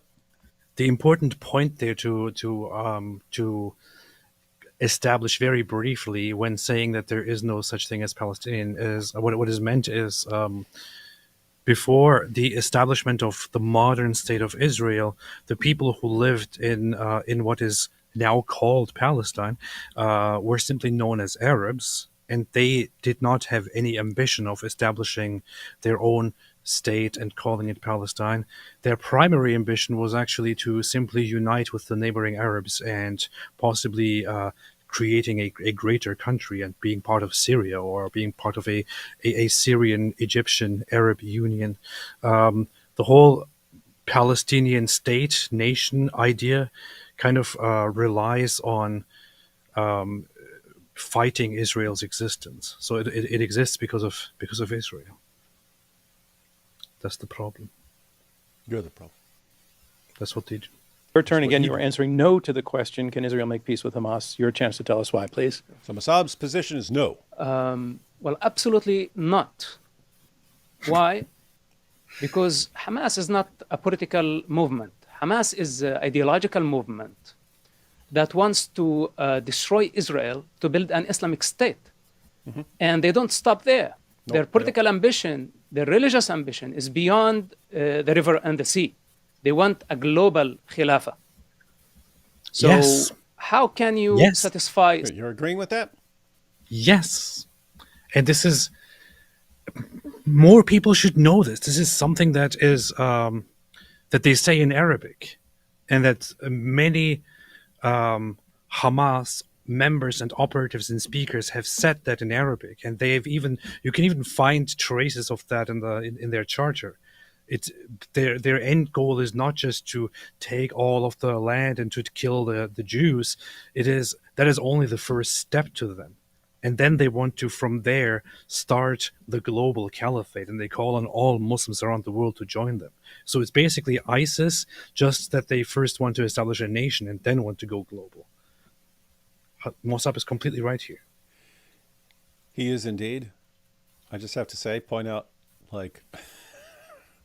How he comes dressed in all black with a black background. Yeah. Dangerous. Looks like some guy who's going to like come out of the shadows and put a knife in your throat. Such ambition. The situation with Egypt, with Jordan was completely different. Mm-hmm. Israel has no problem negotiating and making peace with the Arab world. Since its establishment, Israel extended its hand to make peace with the Arab world, but the Arab world rejected. Yes. Then the foundation of the Palestinian narrative is sitting on air because, first of all, there was no such thing as Palestine. He says their claim is sitting on air. It's funny the way he describes it. He's like anyway. Yeah. If you look at Palestine, it's only an ideology, a very violent ideology. And it took the PLO 40 years to try to destroy the state of Israel since 1948 until the early 90s, trying to destroy the state of Israel. Then they learned the lesson that violence was a dead end. Mm-hmm. And this is when Yasser Arafat came to negotiations, and Israel had no problem negotiating with Yasser Arafat. Yes. But what happened? Wait, you're agreeing with that too? 100%. He's completely right in everything he said so far. How are you disagreeing with everything Cenk said and you're agreeing with everything Mosab says? Because Cenk is a complete imbecile. That's why. Yeah, here's what's crazy. Cenk is not only someone who has spoken fluent English all his life, he's also a guy who's been doing daily media broadcasts, a ton of them, for a long time. And it was pointed out in the intro. This guy used to host on MSNBC and so on. So you would think that rhetorically, Cenk has a massive advantage. And yet, even with all of his many years of experience, everything he said was completely stupid to anyone who's remotely familiar with these issues. And you have Mosab, who doesn't have that background, and yet makes perfect sense to anyone who is at all familiar with what they're talking about here. Good to know. But to be fair, he's too much. We had a new generation of Palestinians, Islamists this time, not the nationalists. And that's Hamas. And now they brought us back to square number one. And even Yasser Arafat and the other Palestinian first generation told Hamas, will it take you 40 years to realize that we're going nowhere? We cannot destroy Israel? And Hamas has been trying for the past 36 years, repeating the same mistakes of the PLO and Yasser Arafat. And Israel is caught up in this situation. Tomorrow we will have the communists coming. Then after that we will have more globalists and could be any other foreign entity using the Palestinian cause as a divide. That was interesting right there. He's talking about all the other enemies that are using this cause. Anyway. To just keep trying to destroy the only Jewish state on earth. So, bottom line, Israel has no problem negotiating with Arabs, making peace with Arabs. Arabs are an ethnic group, and we have no problem. There are 2 million Arabs living in Israel. They are equal citizens, and they can get along with the Jewish people. And they make good kebabs and falafel. We have seen it firsthand. But the problem that we're having, that Israel cannot coexist with destructive ideologies such as Palestine and Hamas, because those ideologies are black holes, and nobody can satisfy their ambitions. Yes. Thank you very much, Mosab. We're going to come up to a break, but before we do, Oh, that's quick. His opening remarks were 3 minutes. I want to pinpoint where you each see this guy's saying there was disagreement a break. lying by just asking you very, very briefly in 1 or 2 sentences to tell me what you see as your opponent's weakest argument point. I want to just add one thing, which is that what Mosab Hassan Yousef pointed out there, the whole idea of being violent and trying to destroy Israel and not realizing that this is a completely futile ambition. Some people right now, since the war began, actually still go online and say, oh, the world is finally waking up, the end of Israel is coming soon, and so on. People were saying the same thing decades ago, half a century ago. They don't realize that it is absolutely ridiculously stupid to expect to reject the existence of Israel and to say this is ours, it will be ours, we will take it back. Look, even if, although it is complete nonsense, although it is completely ridiculously nonsense fueled by nothing but lies, even if we did admit for a second, for the sake of the argument, that Israel is indeed a colonialist nation that came in and took land that didn't belong to them, and on that land then established Israel. Not what happened at all.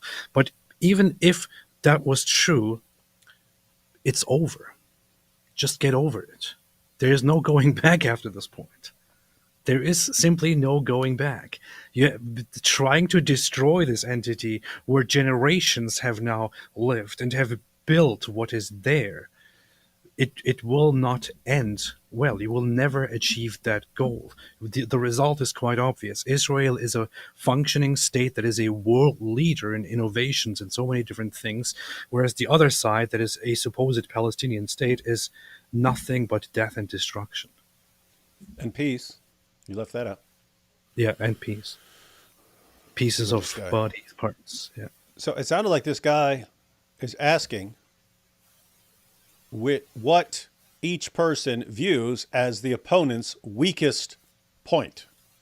I think that's what he just said. So, Cenk, what do you think Mosab's weakest point was? And Mosab, what do you think Cenk's weakest point was? Let's see what they say. Yeah, this idea that you can't negotiate with people whose ideology you don't agree with, or Is that what he said? Didn't Mosab? Yes, we agree. We agree that we did make peace, and Israel wants to make peace with them, but Hamas is different. That's exactly what we said. He's saying you can't make peace with anyone. That's what he's saying.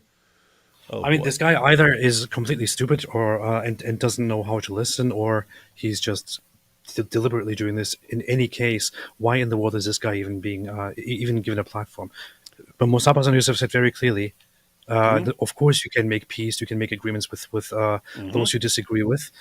We can, however, not make peace with an organization that is hell-bent on simply wanting to eradicate you, which is what Hamas is. I'm seriously hoping that the moderator says Mosab, what do you think Cenk's weakest point is? Where do I begin? I'd love to hear, where do I begin? You pick anything, any word he said. It was the stupidest thing I've ever heard. Pick one. Something like that. you might even hate. So what? I don't care about their ambitions or ideology. I care about what do they agree to in a deal. And so if you said it that way, well, look, then I would say I'm going to eliminate the settlers. The settlers' ideology is that they own the land. God gave it to them. I think they're a bunch of lunatics, and I think that they've oppressed the Palestinians. I think their ideology is toxic. But of course I would negotiate with them. All right, Who else am I going to Let me negotiate stop you there. Same question to you, Mosab. What is this guy talking about? The settlers have nothing to do with this conversation. They have nothing to do with the war. They have nothing to do with Hamas. None of this has anything to do with the topic at all. This guy is a complete imbecile.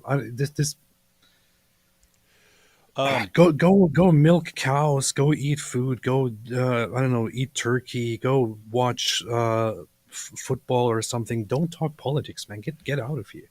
What an idiot. I understood what he was saying. It's just his point was based on a straw man. He's saying my opponent says you don't make peace with enemies or with people when you disagree with their ideology. Well, I disagree with the ideology of the settlers, but I would still negotiate with them. What? It's still not a parallel. Imagine you had settlers who believe that they have to completely exterminate some group. Should that group that is on the receiving end of being completely exterminated, should they then be fine with that group and say, hey, let's come up to some, let's sit down at the table together when you want to exterminate us? It's a different situation. I would love to see him make a point where he actually gives a legitimate parallel, because every example he uses is nothing like what he's trying to explain. That's a little bit hard to do when you're mentally deficient. Turkish opponent that you think is his weakest point. Look, he's representing Hamas as a resistance movement that can be negotiated with. And I say Hamas is a Nazi ideology, worse than a Nazi ideology. And the leagues, the allies did not negotiate with the Nazis. They killed millions of the Nazis. They destroyed Germany. And this is how we got eventually for a global peace. Okay, I'm going to break in so that we can take time for our break. When we come back, we're going to go further into our question. What? Actually, they did it first, and it didn't work. And it was a giant disaster, which horrible. is why they thought, okay, clearly this will not solve the problem, so war it is then. Yeah, the negotiations see with the when you're negotiating with Nazis, then you say, okay, what do you want? And they say, oh, we want this, we want Austria, we want this, and we want that. And they say, oh, okay, well, for the sake of peace, let's negotiate and give them what they want. Great. You just made them stronger. You've made yourself look weaker because you're just handing them everything they want, which sends a message to them for the future. And you've given them time. You've given them time to build up and become stronger and to consolidate their power and to prepare more. And then what's the result? Many, many, many more tens of millions of people died because you didn't deal with this quickly. You decided to just, let's just keep trying to work with them on this. What actually worked? Hassan pointed, you had to crush them. You had to go in and crush them. That's what you do with certain ideologies. That you have to crush them. That's it. That's all that works with certain things. Certain things are bad enough that all you can do is crush it. And I don't mean in the good sense, like I'm crushing it here. Yeah. All right, let's see what they do. I'm guessing they're not going to have a break in this. Can Israel make peace with Hamas? And if you're enjoying this debate, why would they have a break after one side gave a 4-minute opening, the other side gave a 3-minute opening? I want to let you know you can listen to hundreds more at opentodebate.org. Recent topics that we've taken on include things like, should Trump's convictions stand? Is Islam anti-Semitic? And is it okay to pay for sex? Many, many more. Please take a listen. I'm John Donvan. This is Open to Debate, and we'll be right back. He just did it again. Welcome back to Open to Debate. I'm John. And the big question before us is whether it's okay to pay for sex. That's a question I have. That was so random. The topics. That's Trump's the topic you went with? Stand, whether Hamas and Israel can make peace, whether Trump's convictions should stand, whether Islam is anti-Semitic, and whether it's okay to pay for sex. Okay, one seems a little bit weird there. Yeah, this is good. All right, so before we go on, I don't know if they're having rebuttals or open discussion or something like that. We'll find out in a couple seconds. Hey, Zane, thank you for gifting some memberships there, 5 memberships. I'll take a couple super chats and then we will see what they're doing. I do not know. I don't know if they have like official rebuttals with like timed responses or if they're just going back and forth. We'll see. We're about to find out. D. Wood, what is your thoughts on why God makes psychopaths, i.e. why an empathetic God would create humans without empathy? Love your content. God bless. Well, we're in a fallen world. You are not in heaven, DC 57. You're in a fallen world where things are run down, things wind down. You have all sorts of defects. So you could say that a psychopath is just basically someone who's defective in a certain way, like being born without an arm or something like that. You're born without parts of your brain working properly. If you wanted to say, hey, there can be a point to it, well, there can be a point to it. Because it turns out psychopaths are good at dealing with certain things. In other words, it's good to have a psycho on your side sometimes. You're about to find that out the hard way, everyone. Knows too much says, Arab literally mean desert dweller, predates Arabic by centuries. Only due to brutal Islamic imperialism, people became pan-Arab and adopt Arabic equals Quran language. Arabic speakers is not equal to the ethnicity. That's true. That's true. The language and the ethnicity, two different things. Most Muslim Arabic Palestinians came into the land of Israel from neighboring lands and farther places, mostly in recent centuries. Yeah. That's true. Had a lot to do with the Ottoman Empire and so on. And then even in situations where they're saying, hey, there are a lot of Jews here, we need to bring in more Arabs to offset the Jews. That's what they do. The film The Green Prince 2014 is about Mosab Yousef's story. AP, do you think Iran will attack on Tisha B'Av? I don't know. I don't know what Iran will do. I don't think they will. I think they should just call it quits and say, you know what, we're done with this whole project. We'll just give it over to our secular population and no more Islamic regime. How about that? Mm-hmm. Yeah, I think Iran realizes they've got too many enemies to deal with right now, and you do not need Israel escalating something and then bombing the crap out of you when you can't even control your own population right now.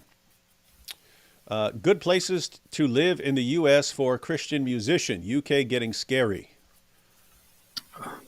Yeah, probably someplace like Nashville or something like that. Nashville, Texas, somewhere down south in one of the areas that are friendly to music. You have other places that are historically known for music, like Detroit. That's where Motown used to be. L.A. You have lots of musicians, but if you're specifically a Christian musician, you kind of don't want to go to some of the other areas and so on. So yeah, I'd go down south, someplace like Nashville or something like that. Greetings from Saudi Arabia. Hey, Kali. Good to hear you. Good to hear from you in Saudi Arabia. Super cool place. We love it.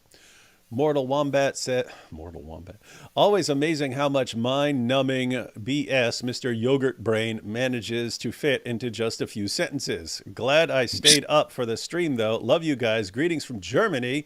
Keep choosing the cow. Ooh. We got Saudi Arabia in the house. We got Germany in the house. We got the UK in the house. Israel in the house. That's why we need a roll call at the beginning of shows. Like call out where everyone's from.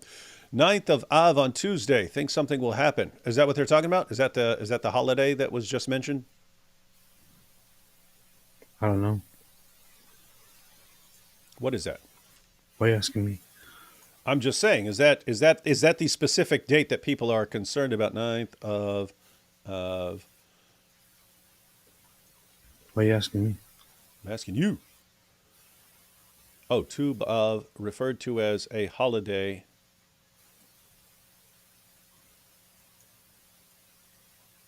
Huh. Yeah, we'll see. We'll see. But in Pakistan, they do other things to dogs.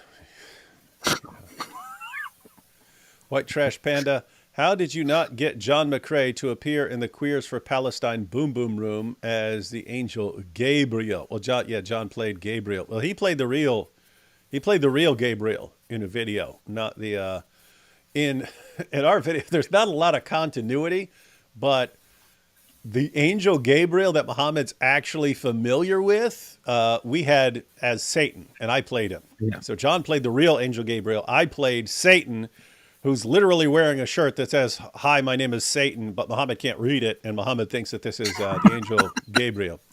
So yeah, you can see. Yeah, so that would have been me if we had decided to include the Gabriel that Muhammad is familiar with.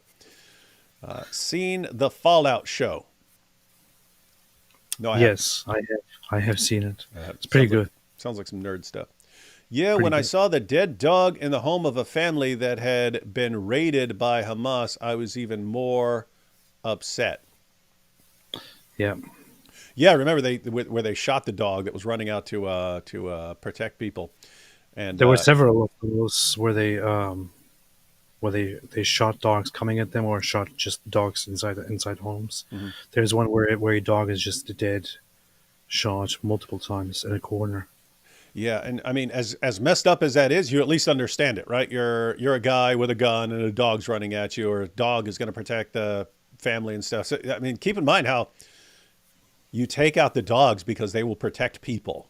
It's basically you're killing a dog because of its awesome nature and its loyalty to protecting people. And you're a killer. You want to kill the people. The dog will protect them. So you actually have to kill the dog. As far as I can, anyway, it's understandable if you're going in there to kill a bunch of people. And there's a dog in the way. That makes sense. In Turkey, they're apparently torturing the dogs and stuff like that, and hacking them up. And But the situation in Turkey is that they're not doing it because of Islam, but you could say that Islam has a cultural influence there. It's because Turkey has a lot of stray dogs that have been out forever. Every city you go to has a stray dog problem. It's because it's not part of the culture to domesticate and to take care of dogs. And they just become wild and cause a problem, and we become dirty and so on. And people have been discussing this forever and have been looking into alternatives of creating, safe places for dogs. But the government, of course, thought, we ain't gonna spend no money on them dogs. Dogs are filthy. Kill them all.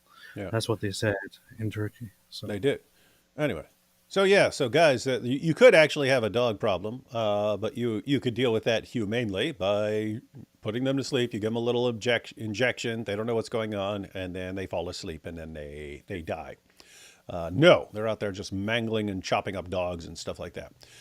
Typical, what you'd expect from Turkey. Yeah. Remember when we were in Israel and we were noticing all the cats all over the place? Everywhere we go, there were cats, and I was like, "Gosh, there's cats are all over the streets. It's like a rat problem." And then I realized, as soon as I said, it's like cats are the rats over here. And I realized, well, I've never seen any mice or rats. Whereas, I used to live in the Bronx. There's rats all over the place. There's rats everywhere. I mean, especially if you're going on the subway and stuff like that. There's just rats everywhere. And so I was like, oh. Would I rather have a cat problem or a rat problem? And I was like, well, I'd rather have a cat problem. Rather have a bunch of cats running around than a bunch of rats running around. So, I mean, maybe cities like New York and stuff should increase the cat problem specifically to deal with the rat problem. Funny thing is, Istanbul also has a cat issue. There are cats everywhere. Constantinople. Constantinople has a big cat issue. There are cats everywhere in Constantinople, and you can't find many rats there. Yeah. Israel, cost of construction includes safe room on every floor of apartment building. Gaza, cost of construction includes terror tunnels and terror bases under the building. And guys, we've talked about this before. The purpose of having the safe rooms on every floor of apartment buildings, which that's everywhere. That's everywhere you go. Houses, everything. They have safe rooms. What we saw, those are normally the kids' rooms. In other words, they put their kids in the safe room as their normal bedroom. That way, if there's an attack in the middle of the night, no one knows about it. Your kid's in the safe room. Your kid is safe. So those safe rooms, their primary goal is to protect the innocents. The terror tunnels, their goal is to protect the terrorists. They don't if the IDF is coming to an area, they don't bring the civilians down to the terror tunnels. They have said that. Hamas has said that. These are for us. These are for our protection. The citizens, the ordinary people, that's someone else's job. Even though these guys are the elected officials. Wild stuff. Yeah, and this is not just an accusation that people make, not just an accusation that Israel makes, not something that we are just saying, not some propaganda. This is official official policy. And you can find it. We played it before. We looked at it before. But there was an interview immediately after October 7 where the interviewer asks the Hamas spokesperson and says, "You get so many funds with which you have built a massive tunnel system. Why are you not building shelters for the civilians to protect them from the war?" And the Hamas spokesperson says, "It is not our responsibility to protect the civilians. We have to invest the money so that we can build our tunnel system and safely fight Israel from these tunnels to achieve our goal. The civilian population is the responsibility of the United Nations, not our responsibility. We don't care, basically." Yeah, think about it. I mean, if you really wanted to draw parallels, Hamas could have ended up being a completely different kind of group. They could have dug those tunnels, and they could have said, "Hey, we're going to invade Israel, and then there's going to be a backlash. So, guys, when the IDF is responding to our terrorist attack, we want all civilians, all women and children, down in these tunnels to keep you safe. While the rest of us, the actual fighters, we stay up here. We stay up here and we fight." That would be like what the IDF does, right? The IDF fights and they send everyone else to hide in shelters and to hide in safe rooms and so on. Hamas is the exact reverse. They run and hide in the tunnels, and they have the civilians. Up there where the IDF is coming. Why? What are you doing to your mic, man? You sound like you're underwater again. Check. You sound like you're on the water. Now it's okay again. I don't know what's happening with you. Yeah, I've told you before about. I thought it was my old. Desktop, but now I got a new, totally tricked out one. So I don't know what it is. I have a totally tricked out microphone. I have a Mac Studio, top of the line that you could possibly get. And still will have audio problems. I do not know. I'm guessing I have to run stuff through a soundboard or something like that, and that will make things better. Don't know. But we don't need you complaining nonstop, just because your earphones distort things. Yes. Replaying in my mind that time Cenk yelled at Shmuley, "Bigot!" Like that settled it. You bigot! You're racist! Well, it does settle it for the Young Turks crowd.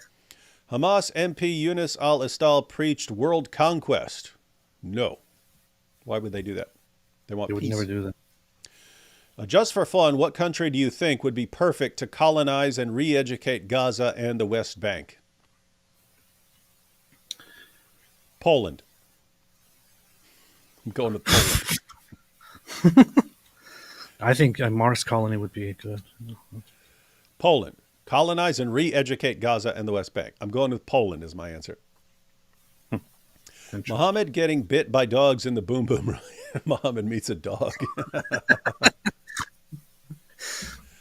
That one Jewish girl says, I'd literally marry Mosab if he asked. No joke. Dude is such a hero and makes me smile whenever I hear his accent. He is. He's a, I don't know. He's a cool dude. He is. He's just a cool dude. He's hilarious. He's hilarious while just being, he could be saying brutal stuff and simultaneously be hilarious. That's awesome. That is a quality you want to have. Yo, AP, Egyptian atheist is helping me learn Arabic.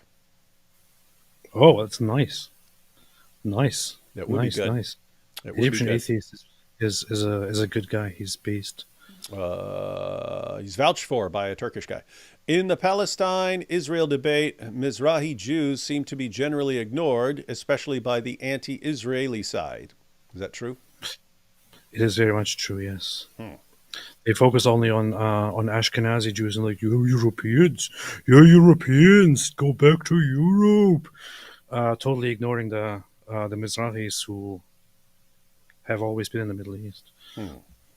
Well, a couple more, then we'll jump back into this discussion to hear their responses. Any Mesli I talk here hates Israel and praise Hitler.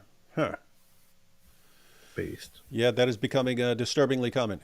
Did you or will you ever do a stream about Ukraine? Interested in your takes on the Soviet Islamist thing, Putin, IRI, Israel, Saudi, peace, etc. I talked about it here and there, made tweets about it, but it's not really our thing, right?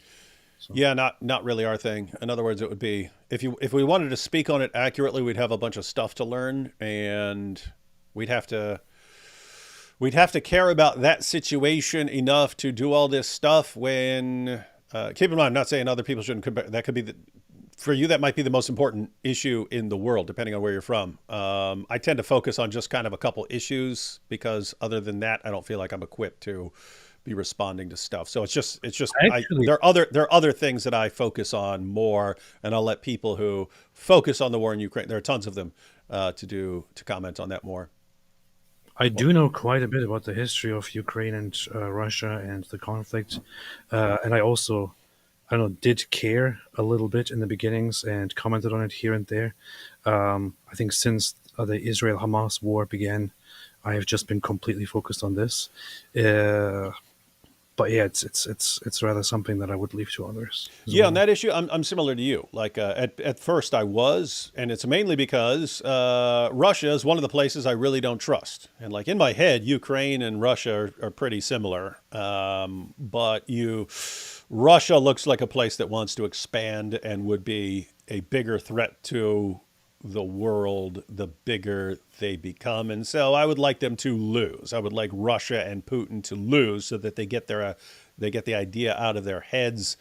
With that said, the reason it's not an issue I focus on is there are lots of people who are focusing on that and addressing the topic. When it came to something like Israel and Hamas, there were just so many people blasting away and not enough people actually responding to this stuff that we kind of ended up focusing on that. So it's kind of a there aren't enough people responding to this stuff, and therefore that'd be a good thing for us to do.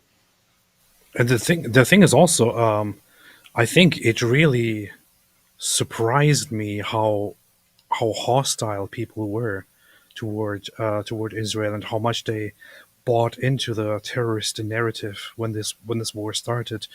I would have been always in favor of Israel and defending Israel's right here, but I think seeing how messed up the discourse is around this has made me want to talk about this nonstop. Actually, yeah, it's a completely different vibe, right? You have people who support Russia against Ukraine. You have lots of people who support Ukraine to defend themselves against Russia. You don't see a lot of people like, from the river to the sea, Ukraine will be completely wiped out and taken over and taken over by Russia. And so you don't see that. You do see it with Jews, and therefore just something we tend to focus on way more. Yes. Here we go. 9th of Av is the day that both temples were destroyed. It's a sad day where Jews fast for 26 hours in one day. Will become a holiday once the third temple is built. In one day, yes, in one day. Jews also fast 25 hours on Yom Kippur, for example, which is pretty based. So that's this week, 9th of... No, it's not telling me. Oh, okay. Yeah, that's this week. Yeah, that's end of Monday through Tuesday. Okay. Yeah, so that is this week. Yeah. I do not think Iran will launch some big attack then. In Philippines, there is a dog problem, homeless. Yeah, as we pointed out, you can have an actual dog problem that you have to deal with. You can have a dog problem, but there are ways to do that without butchering and torturing dogs. Israel would be accused of genocide no matter what. I've often thought about that because we talk about, like, we wish Israel would put more emphasis on responding to a lot of the claims that go against them, like the Groypers and so on, when we're like, I'm over there shocked. Like, how are you guys not responding to this? Some of this stuff is so easy to respond to. Right here while I'm in Israel. So this is when I was in Israel. Like right here, I'm telling the guys, right here while I'm in Israel, I'm getting messages from people saying, "Be careful, David, because they're all going to spit on you and do this stuff." And I'm like, I have no idea. I mean, I know what you're talking about because there is a small sect that actually does that. They spit in the direction of certain Christian leaders as they're walking by them. But groups like the Groypers, they pass these around so much that people actually think, they actually could convince people that this is the way it is in Israel. I pointed out no one so much as looked at me wrong the entire time I've been there multiple times, let alone spitting on me and stuff. But you have all these people who are convinced that it happened. Anyway, I'm sitting there talking to people over there. I was like, you could respond to that very, very easily. Get some Christians to talk about what their actual lives are like and so on. And no one spits on them. And wait, I've been here in Tel Aviv. No one's ever spit on me in Tel Aviv my entire life. It's never happened and so on. Why are you not responding? It really seems like they've absorbed the idea over time. People are going to accuse us of stuff no matter what we do, and therefore, why would we even try to respond to this stuff? They're going to accuse us of genocide no matter what we do. Like, so it's like built in. What do we care if some idiots on Twitter are saying? I think they're wrong. I think they should be responding to this stuff. Anyway, it's just you can understand why they got the idea. Like, they're going to hate us no matter what. Why do we even try? We're saying no, you should, because the reason is there are some people who, if they're exposed to more information, more accurate information, would not hate you. In other words, there are people who are going to hate you no matter what. There are other people who aren't going to hate you if they actually are properly informed. So I would say for their sake, it would be good to respond to some of this stuff. I mean, it's like the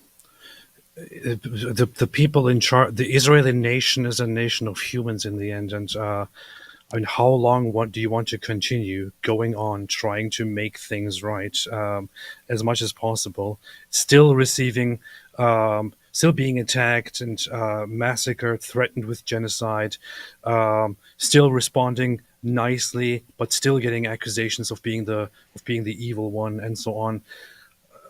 At what point do you just think, you know what, we don't care, anymore. We will just do this our own way, and then.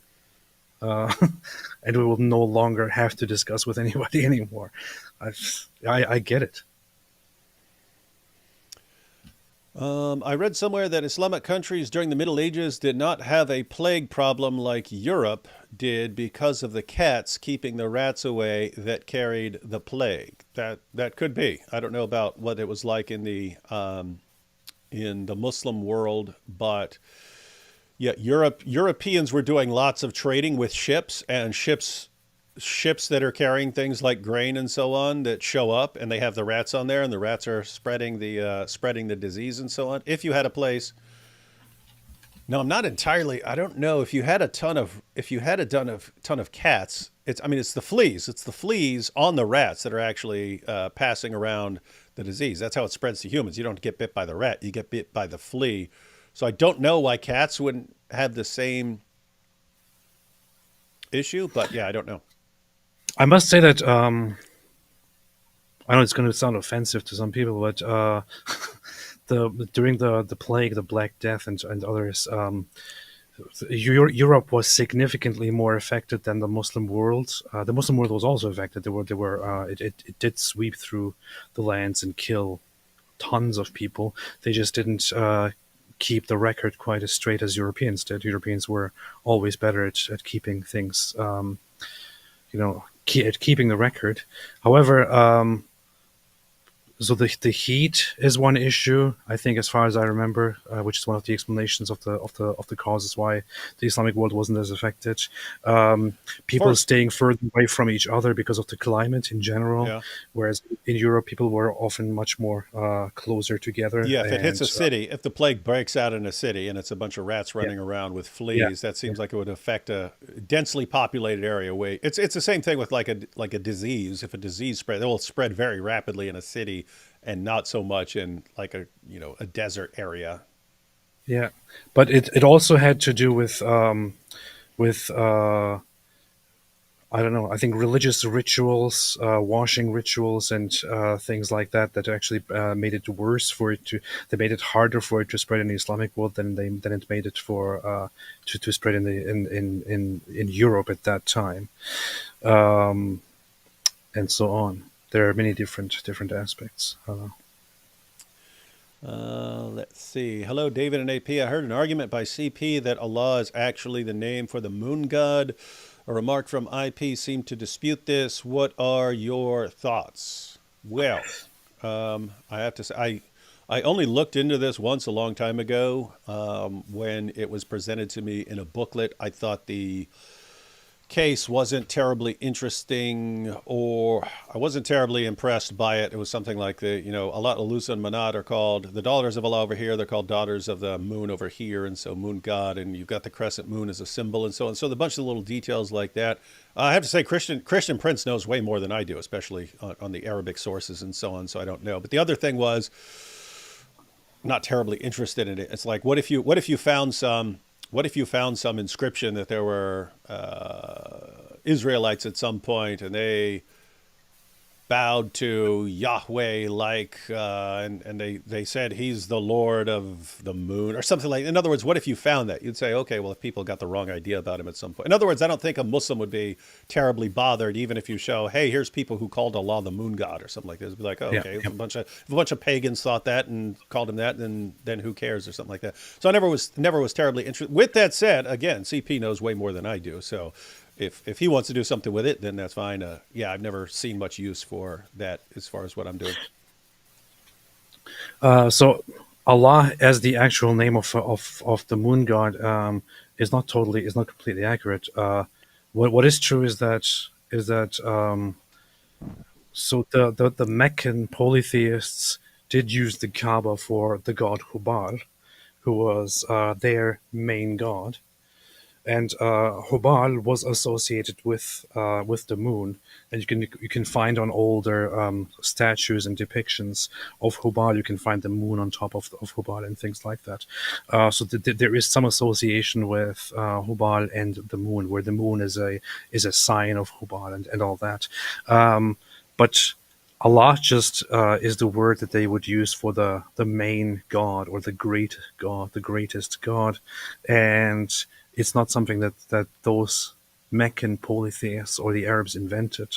It's pretty well established that it comes from the general Semitic Ilah, Elah, Eloh, where it then in the Arabic turns into an actual proper name, where El Ilah, so the God, combined turn into the proper name of the one God, the creator God, which is Allah, which is why it was also not a problem for Christians and others prior to Islam to use the word Allah to refer to the great God, the one God. The difference is just that they didn't use it as a name for that God, but just as a title, where Islam started using it as the name of this God, because Muslims didn't really know anything about the God that they were adopting. But yeah, so the whole moon god theory is a little bit, not too very strong. So again, I didn't think it was very strong either, or a terribly interesting point. But if someone has an explanation of why it's stronger than I thought, then fine with that. Fine with people using it. Adam C keeps posting 1 + 1 + 1 equals question. Adam, you should have learned this in kindergarten, probably, but 1 + 1 + 1 equals 3. Hopefully you've learned, and really now you won't be so terribly confused. Ooh, 3? Yeah. Cam here says, you write, if you talk about dogs in Islam, I think Islam will die because everyone loves dogs. So Cam here is pointing it out like this isn't actually this bothers lots of people if they find this out. And that's true. Maybe matter of fact, I had a guy came up to me in a conference, and it was right after I had posted a video about what Muhammad said about dogs. And the guy actually came up and he started crying, talking about how much he loved his dog and how messed up Islam is for saying kill dogs and so on. So yeah, maybe we do need to bring that up a bit more. Caleb here says, we'll do these two real quick and then we'll jump back into this video. I don't know if you saw Myron's tweet on August 9th. He is looking for a 2-on-2 Christian versus Muslim debate on Fresh and Fit. D Wood might be interested. He proposed hijab, dyer, and 2 more. I mean, one, I don't think hijab is going to debate with anyone knowledgeable anymore. He's moved past that. He had a handful of little tricks that he uses, and once people find those out, he's not going to want to show up anymore. So I don't think hijab will do it, but he might. They could get someone else. There are plenty of people. I would do it I think there are better debaters out there than I am, like Dyer and IP. I don't know if they're on the same page on all their issues and stuff like that, but I'd say IP, something like that. What'd you say? IP too. I'm just curious if they will also have. Will they also have like models with with their breasts out and all of that in the studio set while the debate is on? You have to have the zaboobas all over the place, because why else is anything to watch? Isn't that crazy? It's like, if people are only tuning in because you got a bunch of chicks with their boobs hanging out all around you, like, what's that say about? And the thing is, why does a channel that is all about just inviting adult entertainment models specifically with their boobs all over the place, why are they hosting a conversation about religion? It's just what do we have here? Adam C says D Wood just admitted 3. Lol. Yes. Yeah, I admitted basic arithmetic. 1 + 1 + 1 = 3. What's your point, Adam? And Adam, try and make your point without sounding insanely stupid, which is how you sound now. You sound insanely stupid. You sound really, really, really dumb. AP, what's 1 + 1 + 1 + 1 + 1 + 1 + 1 all the way up to 114? Ones. What would they add up to? They would add up to what? They would add up to 114, right? No! 114 chapters, they add up to 1 Quran, you see? Ooh. AP, we've got 10 different authoritative qira'at that all have differences. They're all different. And yet, they're all 1. 10 = 1. Oh. 10 = 1. Gosh. Adam, make an actual point based on what you're saying. I'm going to give you an opportunity right now. Make a relevant point based on what you're saying, or I'm blocking you for just constantly distracting people when we're discussing Israel and Hamas and a debate, and you're just typing the same thing over and over and over again. Doesn't make it look. It looks like you're here to distract rather than to engage in anything. So I'm going to give you look at how generous I am. If you want to make an actual point, I'm giving you the opportunity to make it right now. It better be an actual, relevant, coherent point that we can respond to, or I'm just blocking you for wasting time and trying to distract people. Let's see. Waiting. Gosh, I'm generous. All I do is invite these guys to make their points, as long as they're making points and not just trying to distract. And what do we get? We get nothing. Aaron says, guys, leave Adam alone. He's doing his elementary school homework. He's like, yeah, it says it right here in my little book. It says 1 + 1 + 1. What is it, guys? Let me type it in. This is Islamic dawah. Everyone's like, this is so dumb, right, guys? This is dawah. This is what the dawah clowns have programmed these guys to think. That's so good. I'm still waiting. Advanced mathematics. Knox says, David, we have to uphold free speech. Come on. I do uphold free speech. That has nothing to... Free speech is your government not interfering with what you're saying. Like, so it's the opposite of what's going on in the UK, where you say the wrong thing, they come up and lock you up. Free speech is not, hey, any idiot who comes to your chat and tries to distract you, just put up with it forever. No, there's a reason we have controls over this kinds of thing. So that we can get rid of people. What's up? I thought this is a free country. Why are you blocking him? It's a free country. I'm oppressing this man and stopping his ability to speak. No one's stopping his ability. He can go around the world screaming 1 + 1 + 1 is question, all he wants. Okay. I don't see this guy here. Where is he? This guy? You should go outside. All right, guys, let's go ahead and jump into more of this debate. We'll go a little bit more. I think we're going to find out really quickly if that's basically all Cenk is going to say, and that all he has is those stupid points. Let's see. Van. We've got over 300 additional debates that you can dig into by going to our website, opentodebate.org. Especially the one you can about look at our special election series and many other topics. Today we're taking on the question, can Israel make peace with Hamas? Our debaters are Cenk, who is host of the news commentary show The Young Turks, and Mosab, Hassan, Yousef, who is author and son of a co-founder of Hamas turned Israeli informant. In listening to your opening, hey, little side note here. This is what I'm talking about, right?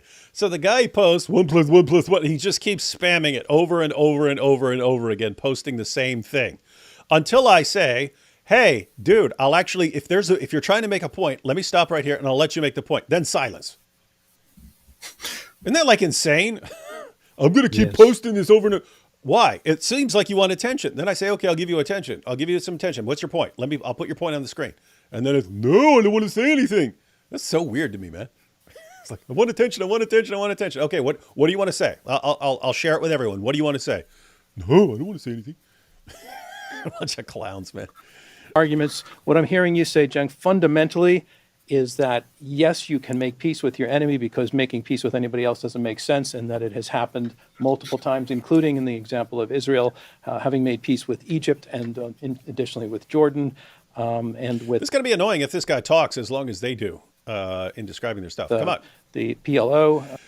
That's what people think about us. Hey, David and AP, why are you guys talking so much? Well, people are clicking on our channel because they're here to see us commenting on stuff in addition to what we're commenting on. No one is here for you, dude. Watch the video, video, just go watch the video.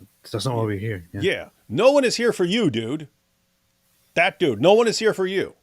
People who clicked on your video were not clicking on it for your commentary on the debate. They were clicking on it for Cenk Uygur versus Mosab. In the 1990s. And you're saying that there's no reason that can't happen again. Mosab, you're saying there's very much a reason that can't happen again. You're saying that Hamas is... Pause. Bible Care and Share Fellowship said, David, he was mocking the Trinity. We know. But it's It's a stupid way to do it, and it's based on a person being an idiot that he would think that is actually a response to the Trinity. So I offered him the opportunity to actually explain his point. How do you think 1 + 1 + 1 equals question is a response to the Trinity? Gave him the opportunity. What happened? No response. Why? He hasn't gotten past that stage. He hasn't gotten to the stage where you can actually make a coherent point out of it or even attempt to do so. He's just been programmed by Dawa clowns to run around going 1 + 1 + 1. So we make fun of it. Gave him the opportunity to make a point. He made no point. Why? Because there's no actually legitimate point there. A different kind of organization, that its ideological motivations make it a distinctive kind of challenge for negotiation, unlike the PLO, which was a nationalist organization. How long is this guy going to talk? Islamists are fired by religion and have aspirations. Yes, we heard what they said. Would not be satisfied by any kind of negotiation. We literally just heard it, and it was short. I want to take the question. And no one was confused. To you, Cenk. Except Cenk. The fundamental point that Mosab is making is that Hamas is different. That it's not just that they have these goals of completely destroying Israel, is that they're fired by religion, that those things can't be moved, that it's an ideological, not a nationalist kind of organization. What about that? Yeah, it's as if we haven't lived in the world. There's been extremist ideologies throughout history, and we've eventually had to negotiate with all of them. And the reason we were at war or conflict, different civilizations and nations, is because they were extremists, and that's who usually sometimes creates conflict. So that's who you have to negotiate with. So I'll give you many examples. Shia and Sunni. What's that? Should we make peace with ISIS? Not Should me. we recognize ISIS and make peace with them? Cenk? Yeah, and think about what that would look like. And here's why, guys. When you say, hey, we don't want to crush ISIS, we want to negotiate with them and find a peaceful path forward. What's going to happen? In order for ISIS to agree to things with you, you're going to have to hand them stuff. They're going to make demands. They're going to say, hey, if you don't want us attacking this place over here, here's what you have to do. Give us $10 billion. We won't go attack that place. And this then is why I can't funded take it ISIS. Mm-hmm. I can't take it seriously when this guy sits there and says, I think it was horrific what Hamas did on October 7th. And of course I condemn them. No, you don't. Just shut up, man.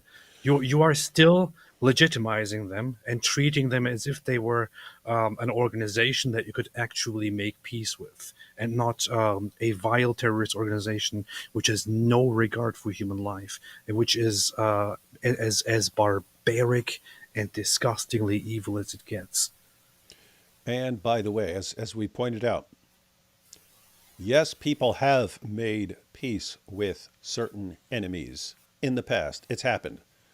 Not enemies like Hamas. There are certain enemies that you just crush, right? I mean, you can just imagine Cenk if he were around right in the middle of World War II. What? Why aren't you just negotiating? Why aren't you just negotiating with the guy? Come on, he's got a little mustache. Why do you just negotiate? I'm all about peace. Think about all the people. What a dope, man. The extremists in Iraq. Appeasement. That's called appeasement. That's what Chamberlain did when he approached Hitler and said, well, yeah, maybe we can come to an agreement. Maybe if we just, agree and give him part of Czechoslovakia, maybe things will be okay. He'll calm down and all that. And what happened? He took that, and then he was like, okay, now the next goal. And then the next, and then the next. And then the UK realized, all right, appeasing seems to be the very, very wrong approach. It just backfired on us. Now it's time for war. Just same thing with Hamas. Yeah. And then you've got places like the Soviet Union. They find out, hey, we make an agreement with these guys, and they might just attack us anyway. Yeah. So it's almost like they didn't want any permanent peace with us. They were just using that so they had a one-front war and didn't have to deal with us, and that they had no real goal of being peaceful with us at all. That's what they do. That's what they do. We wound up negotiating with them at different times in our occupation of Iraq because that's who was bombing us. And so if you want to talk about extremist ideology, imagine if Hamas thought, hey, you know what? Not only should we capture the Jews, but we should keep them. And every once in a while, if they don't obey us, we should rip their skin off them. And maybe we should hang them by... Listen what he just said. How he just said the Imagine Jews. If they wanted to capture them and... He just said the Jews. He didn't even say Israelis. He said the Jews. He knows exactly what Hamas actually is and what they actually believe in, and yet he is still here proposing that there should be some peace agreement with these rats. This guy, he's not ignorant. He knows very well what Hamas actually is and what they preach and what they believe in. That this guy is just being, he's doing their service for them. He's being the peaceful guy, the supposed good cop here, while the terrorists are aiming to eradicate the Jews. He's like, yeah, how about you just try to make peace with these guys who want to eradicate the Jews? News and then burn them and sell their babies and rape their women, all their women. You know who believed in that ideology? The slave owners in the South, the Confederacy here in America believed in that. And that was so extreme that if somebody was doing it now, you would say, you can't possibly negotiate with those people. Those are the worst people on earth. Okay, let's see your response to that. Look, if somebody want to cancel my right to exist, I will never sit down on the table with them and give them any form of recognition. There is no dialogue with someone who wants me to cease to exist. End of the story. Hamas wants the destruction of Israel. They don't want the land. They don't care for the land. It's basically like someone entering the negotiating room and saying, let's negotiate. But after this, I'm going to shoot you in the head. So what's the point of the negotiations? If tomorrow you're going to kill my children, if the day after you're going to attempt to annihilate me, then what's the point? Yes. Israel tried many times to extend their hand. For example, my father was one of those people in the prisons and outside the prisons, abroad, to find a common ground with Hamas. But Hamas totally rejected the existence of the State of Israel. The best they could offer to the negotiating table, a truce that is limited to 10 years.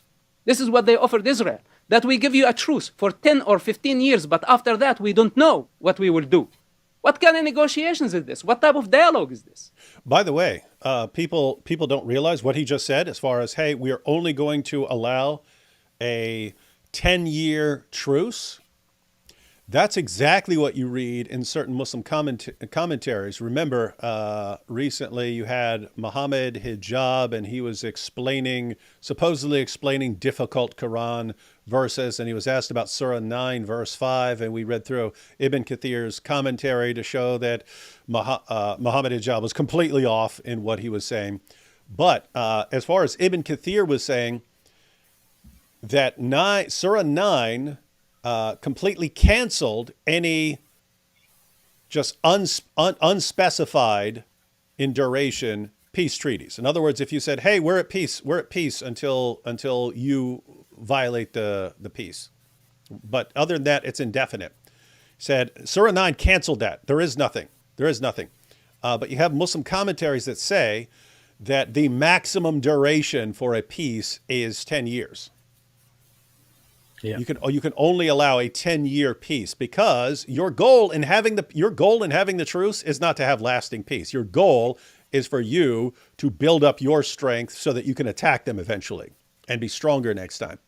And that's why you don't do any permanent peace arrangements with people. But I mean, think about this: you have Hamas doing exactly what you find in the Muslim commentators. We cannot agree to a permanent peace. It's not going to happen. We'll agree to a 10-year truce while we keep having children and keep indoctrinating them and keep getting weapons and keep getting billions and billions of dollars in aid, and we build a bunch of tunnels. And so next time we'll be ready. And so he's saying that's why are you negotiating with these people? Their goal is to destroy you. By the way, you know what that just reminded me of? That you basically got Cenk there, and Cenk is saying, "Whoa, it doesn't matter if they want to annihilate you. Think about people in the South. Think about the United States and slavery, right?" Yeah, there you're dealing with people who. Keep in mind, you had people who changed their minds over time, but you also had them crushed, right? You had to fight a war over it to get these guys under the control of the government so that you could say, no, these slaves are free. You had to crush them, Cenk. You could have sat down. In other words, AP, do you think negotiations would have solved that problem? The South gave up on a political solution. Look, we're separating. We're separating. Is that when you sit down and say, okay, let's negotiate through this? People got crushed. That's how it worked. So he keeps bringing up these examples that don't make the point that he thinks, and it's got this stupid thought. But him saying that, it reminded me of, remember Patrick Bet David, when he wanted to have this, let's get Christians and Muslims together in the room so that we can all find out our common ground, and then we can unite against the LGBTQ stuff. What are we going to do? Let's do that. He brings them in there, and one side says, "We want to kill you. Yeah, we want to kill these guys. We want to kill both these guys that we're talking to right now." And then he goes, "All right, so you guys want to kill you, and you guys are bothered by that a bit. But hey, let's talk about how we can deal with Dylan Mulvaney."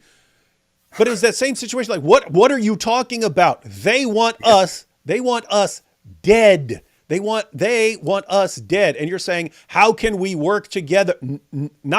Zero interest in working together with these guys who want to kill us. That if they ever get their way, they kill us. I'm not interested in negotiating with them, working them, collaborating with them. They want me dead. That is a deal breaker, permanent deal breaker until they come off that view. But why? I'm sure we can talk about the LGBTQ plus stuff, and I'm sure we can find something we can agree on. This is just this is a complete detachment from reality. Mm-hmm. A complete inability to read the room, whatever you want to call it.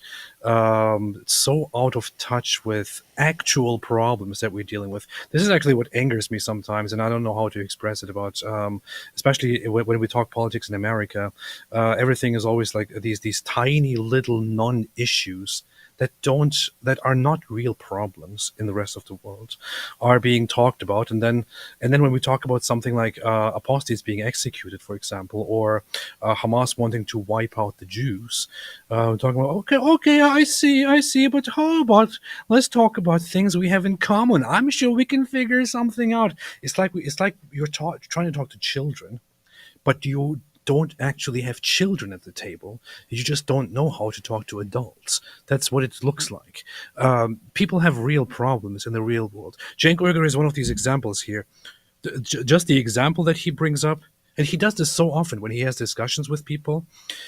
He immediately starts going to, and this reminds me of Donald Trump. This reminds me of the Republicans and the Democrats, and this reminds me of this of the abortion issue, and this reminds me of slavery. I want to say something to all of this to all of these America-centric people with the America-centric perspective. The world does not give a toss about your America problems. Okay.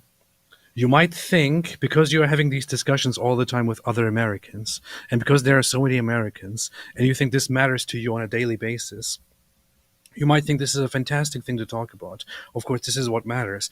The world does not care about all your American issues. When you speak about a matter that concerns a different place in the world, when you speak about an international crisis, an international matter, nobody gives a crap about your Democratic Party, your Trump, your slavery, your Republicans, your abortion issue, your LGBTQ stuff. Nobody cares, okay? We're talking about a completely different problem. When you suddenly switch to talking about, and this is just like in the South, just shut up and leave the room. You have no business there. You're a child.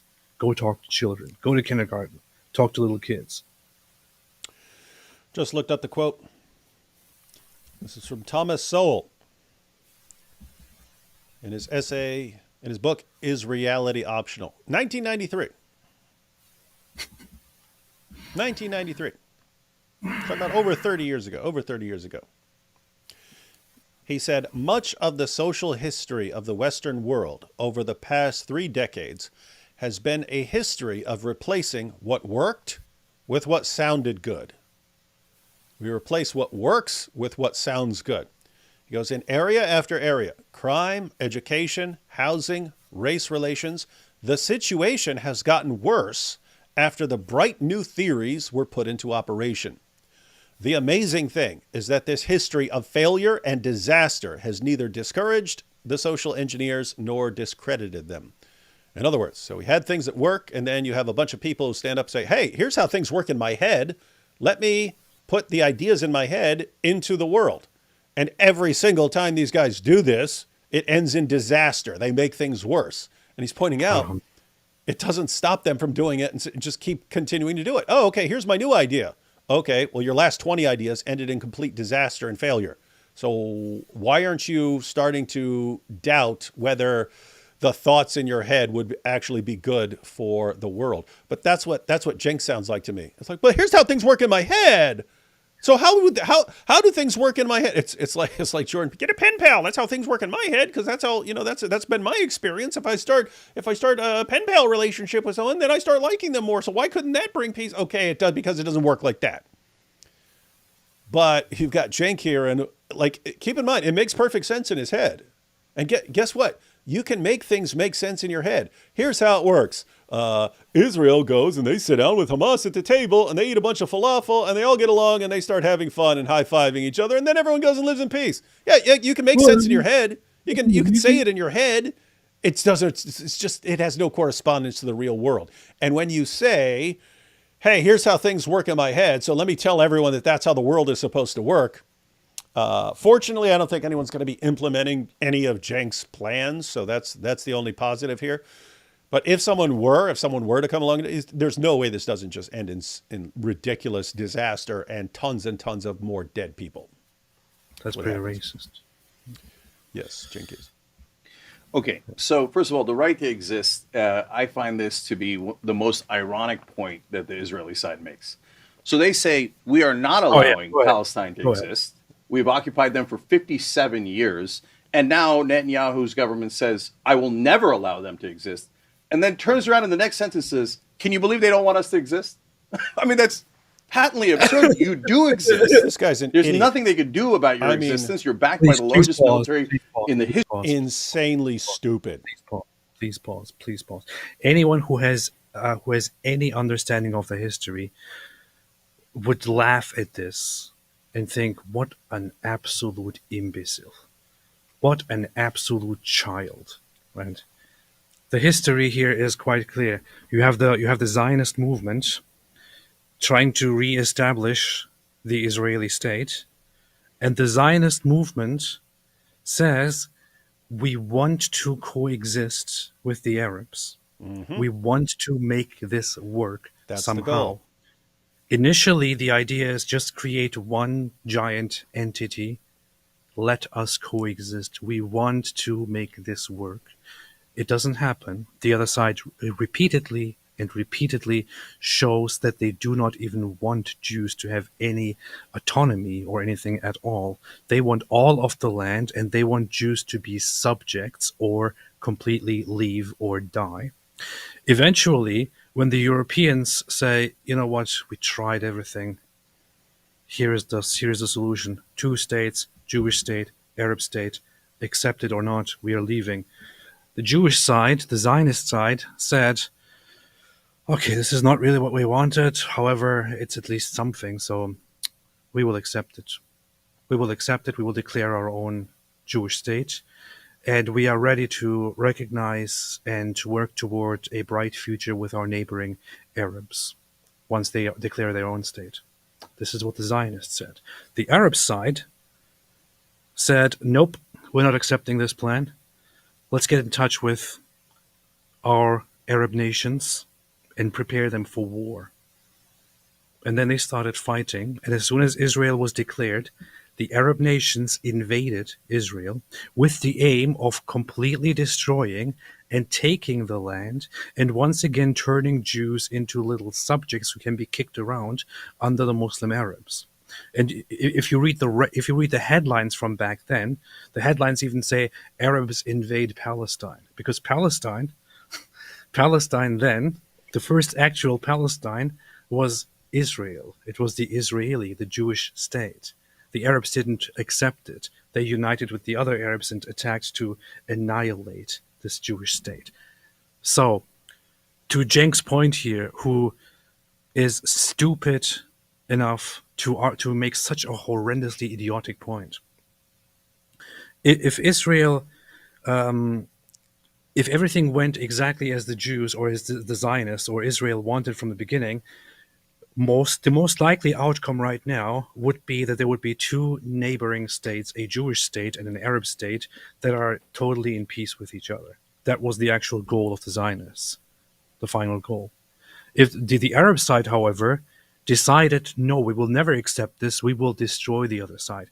Had the Arabs never fought, there wouldn't be a war today, and Israel would be recognizing the existence of this Arab state. So who is at fault? Is it Israel or the Arab side?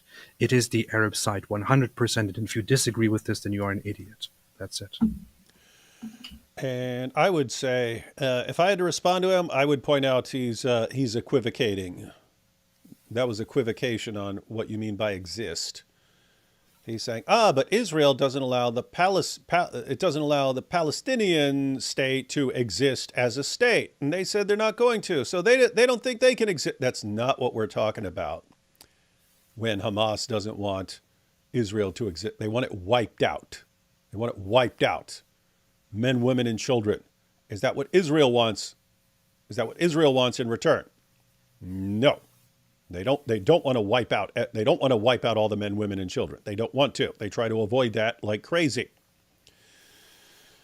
You're talking about 2 different things.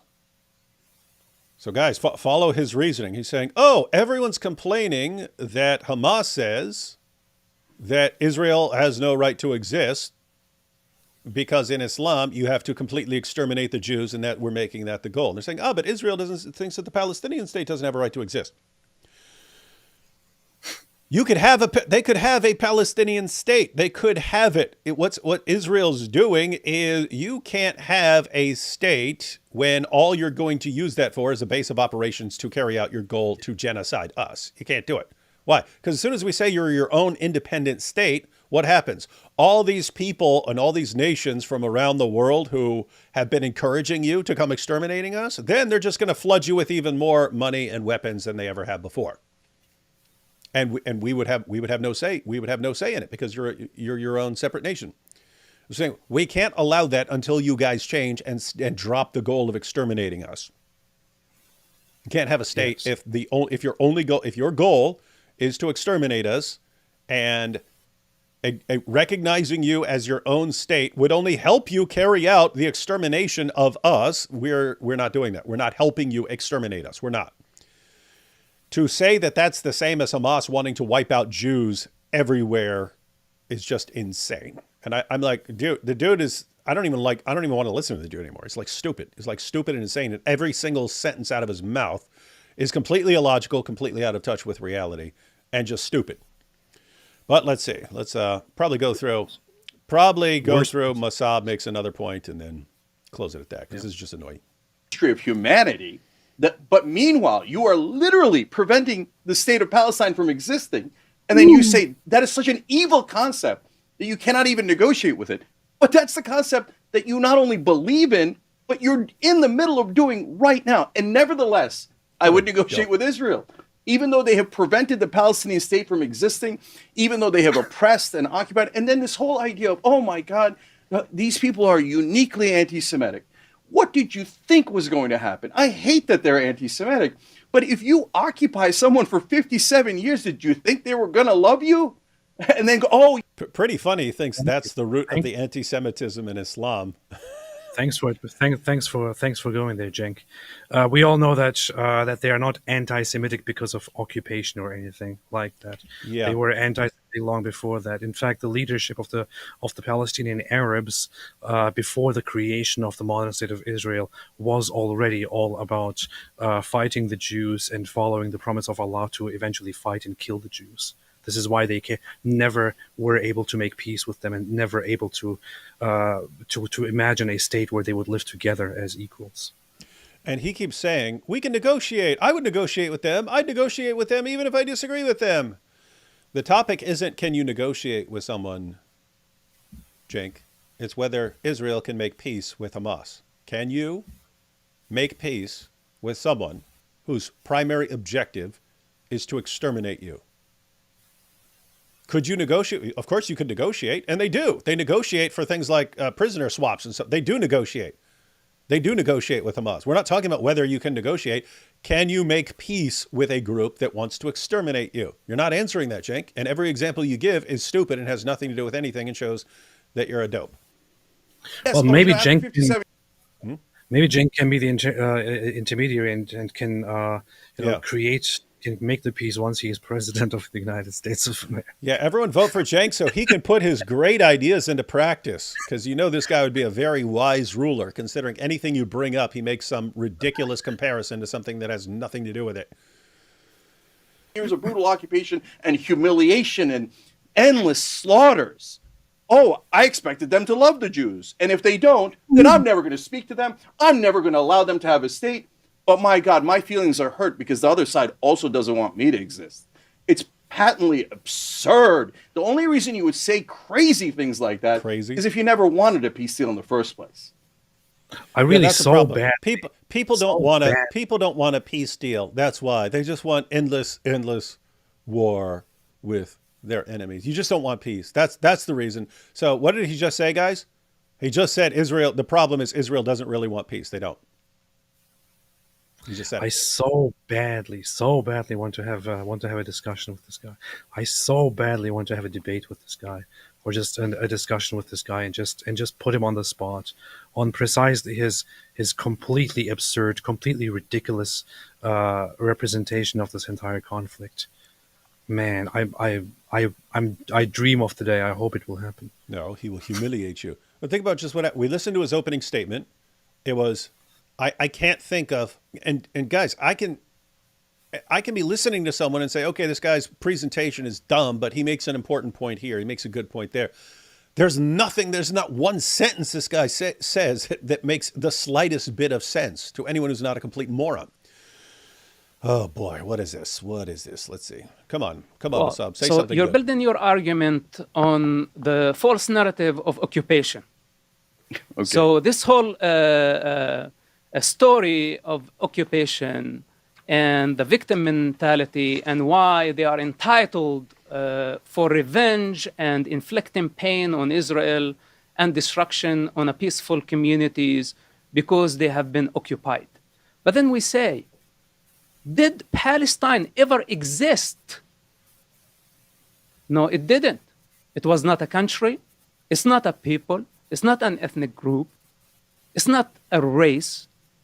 It was just a colonial entity created by the British. Yeah. Then it was terminated in 1948 when the Jews had the right to declare their independence. They did. But the What? Cenk is sitting there taking notes. Look at that. Glad you're taking notes there, Cenk. I hope you're learning something because you've apparently never learned the basics of the basics about this conflict here. He's a, I can tell you what he's writing down. He's writing down, this man is a bigot and a racist, and I don't like him. He reminds me of Donald Trump. He's writing down, this man says that you should never negotiate with anyone for any reason. I can't believe he's saying this in my mind. Arabs refused. There weren't Palestinians at that time. The Palestinians were Jews, Arabs, Druze, Christians, everybody who lived in that territory during the colonial era. All of them were called Palestinians. It's created by the British. It was not a country. It was not like an ethnic country, an Arab country that was called Palestine. So if this is the truth of the situation, then there is no such thing as occupation. Yeah. And the entire tale that you are building on the occupation allegation is false. So we're not strictly debating whether the... Was he doing that on purpose? Did you hear those bars? What? If this is the situation, there's no such occupation, and it's ridiculous. These allegations. Maybe he should be writing the chants for people, because it's been brought up numerous times. The pro-Palestinian group is the best at coming up with chants and so on. Sure. They are good at that, and the opposition just for some reason isn't as good at it. So maybe they should have Mosab coming up with their stuff. All right, I'm not interested in anything that Cenk has said. I am interested in what Mosab is saying, but I'm pretty sure we have an idea of what Mosab is going to be saying. Let's just go to Mosab's concluding remarks. So this is at the end. I guess they have a minute or two. Yeah, it looks like they have about a minute at the end. Okay, so we'll let Mosab. We'll see what Mosab has to say here at the end. What is his takeaway after sitting down for an hour with Cenk Uygur? Wow.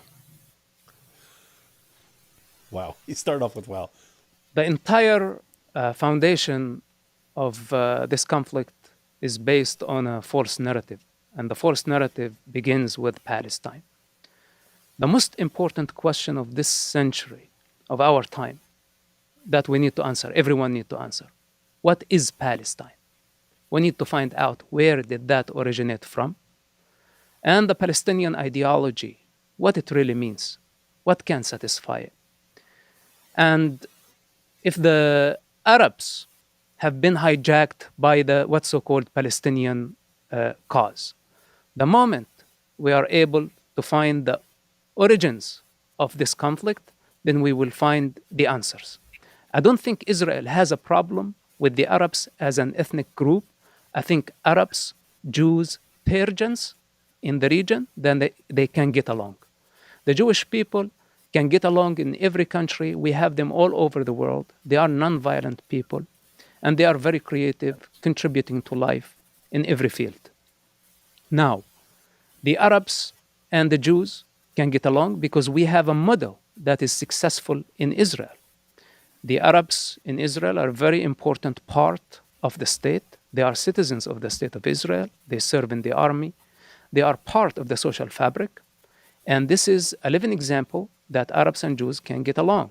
Guys, I'm going to let him continue here, but don't miss that point. Israel, he just said, Israel actually has a model for how different groups can live together. You've got Christians and Jews and Druze and Arabs, tons of Muslims, and they're all living together there. That should be taken as a model for how to make things work. You know, it's not a model for how things work, whatever Hamas is doing. In other words, you cannot have that You can't have that. Jews, Christians, Muslims all living together in harmony using the Hamas mentality. It's something that can't happen. There is no country where Arabs are in charge and Jews peacefully, nicely can coexist. Yet you have Israel, where there is a huge Arab population. They're 20% of the population. 20% of the population. And they live in peace. They have equal rights. Despite everything, they have equal rights. It works with Israel. So maybe all of this was a mistake, and all of this should just be Israel. Israel should be in charge of all of it. That's it. That is the apostate prophet peace plan, ladies and gentlemen. Now, It's the Palestinian ideology, this is delusional. It's a very dangerous, violent ideology that kept developing to a very dangerous state. And today is the time for the world to question this ideology. What do they want? What's their agenda? What's their ultimate goal? Is it to build a Palestinian state, or is it to destroy the state of Israel?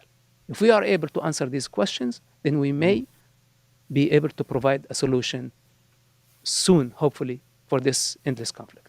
Thank you. Good point there at the end. What is their goal? Is it to build a Palestinian state for the good of the people there? Or is the goal to destroy Israel, and a Palestinian state is just a stepping stone to your real goal of exterminating Israel? So it looked like what he was saying there at the end is, hey guys, when you get to a point where you just want to live in peace as a state, when that becomes your real goal, you'll have it. When your goal is still ultimately to destroy Israel, and the idea of a state is just a stepping stone to get you there, then it's not going to work, and no one should allow it. Precisely. He said it very well. There was nothing to add here. No, that's what I mean. I didn't see what he was going to say, but I knew he was going to. He's got that ability to just zero in on like the most important thing he can bring up and bring it up in concise fashion and so on. So anyway, he knows what's up. He really has the. He has it. He has what it takes. WhatsApp? You say he knows WhatsApp? Yes, he knows WhatsApp. He knows what's up, and he has the ability to talk properly about this conflict, unlike many people out there. Yeah, his voice is so much needed. Very important. My goodness, need another 10 like him. Hey, talking to you, all you young guys who grew up in Hamas. We need more Mosabs. So yes. Get out of it, renounce it, start working for Israel and so on, to bring down Hamas, because that bringing down Hamas and exposing the ideology that leads to the endless cycle of violence, that's the way. That's the way. Give up the idea of that you will one day, that you will have a bunch of Jewish, beautiful Israeli captives, and they will serve you, and Hamas will give you a prize for taking those captives. Will give you $10,000 in the house. It's not going to happen. Not going to happen. The last guys who did that with that promise, see what happened to them. Now they have. You want to see? There are no homes that they can. You want to see what happened to them? Want to see what happened to them? Huh? What happened to them? What happened to him? You see the sticker? It says eliminated. What happened? What happened to this guy? What happened to this guy? Oh, you see? These are the guys. These are the guys who thought that would work out well for them last time. And now they're dead. You know what makes me getting a pitchfork rammed into their butt in hell. Any other nation, any other country wouldn't have to talk about this and justifying their fight against a group like Hamas. It would be totally understood, and they would be supported in their fight against such a genocidal, brutal terrorist organization. It is only Israel of whom it is expected to justify all of this, and that makes me sick. Yep, and that means there are a lot of people who are anti-Semitic and don't realize it. And they think, "What are you talking about? I'm just protesting all the horrible things that Israel did." No, you're holding Israel to a completely different standard from everyone else. So why is that? Why is it? All right, let's take these remaining super chats, guys. There is a link. You might have to refresh because I added it as we were talking, but I put a link to the full debate if you want to watch the stuff in the middle that we didn't get to. But the full debate on the channel, what is it? Open to debate or whatever. Yeah, that's in the description box if you want to check out the full debate. Yaron says, in Judaism, Baal's real name is Haballah. Huh, that's interesting. Well, then it might be because they also had Hubal. They had Hubal in Arabia that was considered the chief deity. I wonder if those are connected. We gotta sit down with someone like Michael Brown, who knows, who has a background in all the relevant languages.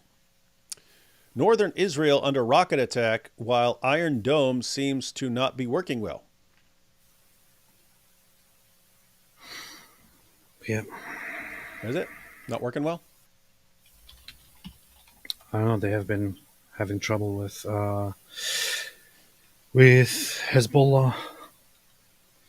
Hezbollah launches 30 rockets into Israel. No casualties reported. IDF. Well, if it's no casualties, then I'd say it's working pretty well. I mean, just imagine. They have largely evacuated much of a huge strip at the border with Lebanon. Israel evacuated them and relocated them to different places because of this war. See, this is one of those examples where Israel is actually taking care of the safety of their own population, unlike Hamas that would probably line them up there. Probably move. All, ladies and gentlemen, this is Hamas. We want all women and children to report to the front lines on the border as it's being bombed. And die there, please. Yeah, guys, you'll get to spend eternity deflowering virgins, so jump on that. Inshallah. Yep. Stupid nonsense. Yeah, the thing about the Iron Dome is, that's not infinite. It's not infinite. So, in case anyone knows, it's not an actual dome, right? It's a missile defense system and so on that works pretty well. But that stuff costs a lot of money, and keep in mind, every rocket you intercept, you have fewer. In other words, you can exhaust the supply. Other people will keep sending more and so on. But I think that's part of the goal with Iran and Hezbollah and Hamas is we can deplete their supply. We can weaken this, and then what are they going to do? I think it's something like that. Look here. This is the data that you get when you look for how much it costs for Israel to use the Iron Dome.